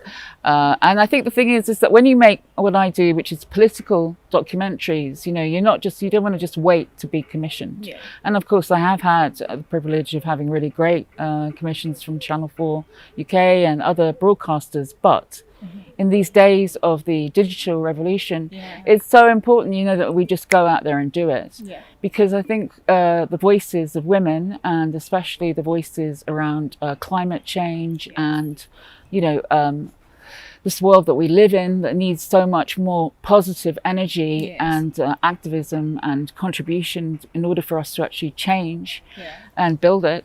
You know, this is also what independent filmmaking is about, really, which is that you actually just make it, you do it, you film it. Yes. And I think there are so many fantastic people across the world at this moment who just go out, shoot, pick up their phone, upload it. Yeah. And I think the thing is that, again, you know, when it comes to directing and producing and writing, yeah, if we could talk about it in a kind of way which is how we see it as a profession, is together, get budgets together, and be able to film with bigger crews, as well as like individually and independently. So that's what I would say to anybody watching at this moment. What's the difference? Because I still believe in what's so critical is that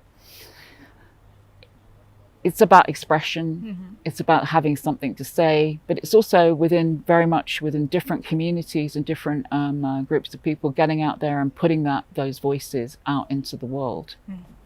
Well, you're here attending the International Images Film Festival for Women, and you've got a film that you're showing, as well as you're doing a masterclass. Yeah. Can you take us through what you are intending to pour into the Zimbabwean filmmakers that are coming through to hear you, to take from your wisdom? Yeah, but it's so fantastic to be with such an incredible network of African women filmmakers. And I think what's really amazing about this festival, which has been going now for 22 years, is the energy and the perspective behind this festival. And I am part of I would consider myself not only like a director, but I see myself as a feminist and a feminist filmmaker. And for me, that's very important, you know, because my network across the world is a network which is looking very much at a priority around women's voices and women's stories. And that's exactly what this festival is about. It's about promoting the voices of women, promoting the images of women. And we still have, you know, within both the industry and independent, you know, in the film industry, the problem that we have is that women are not represented. Women's stories are still not commissioned, not only in Africa, but across the world. You know, in Ireland, we have the same problems. Women are underemployed, underrepresented.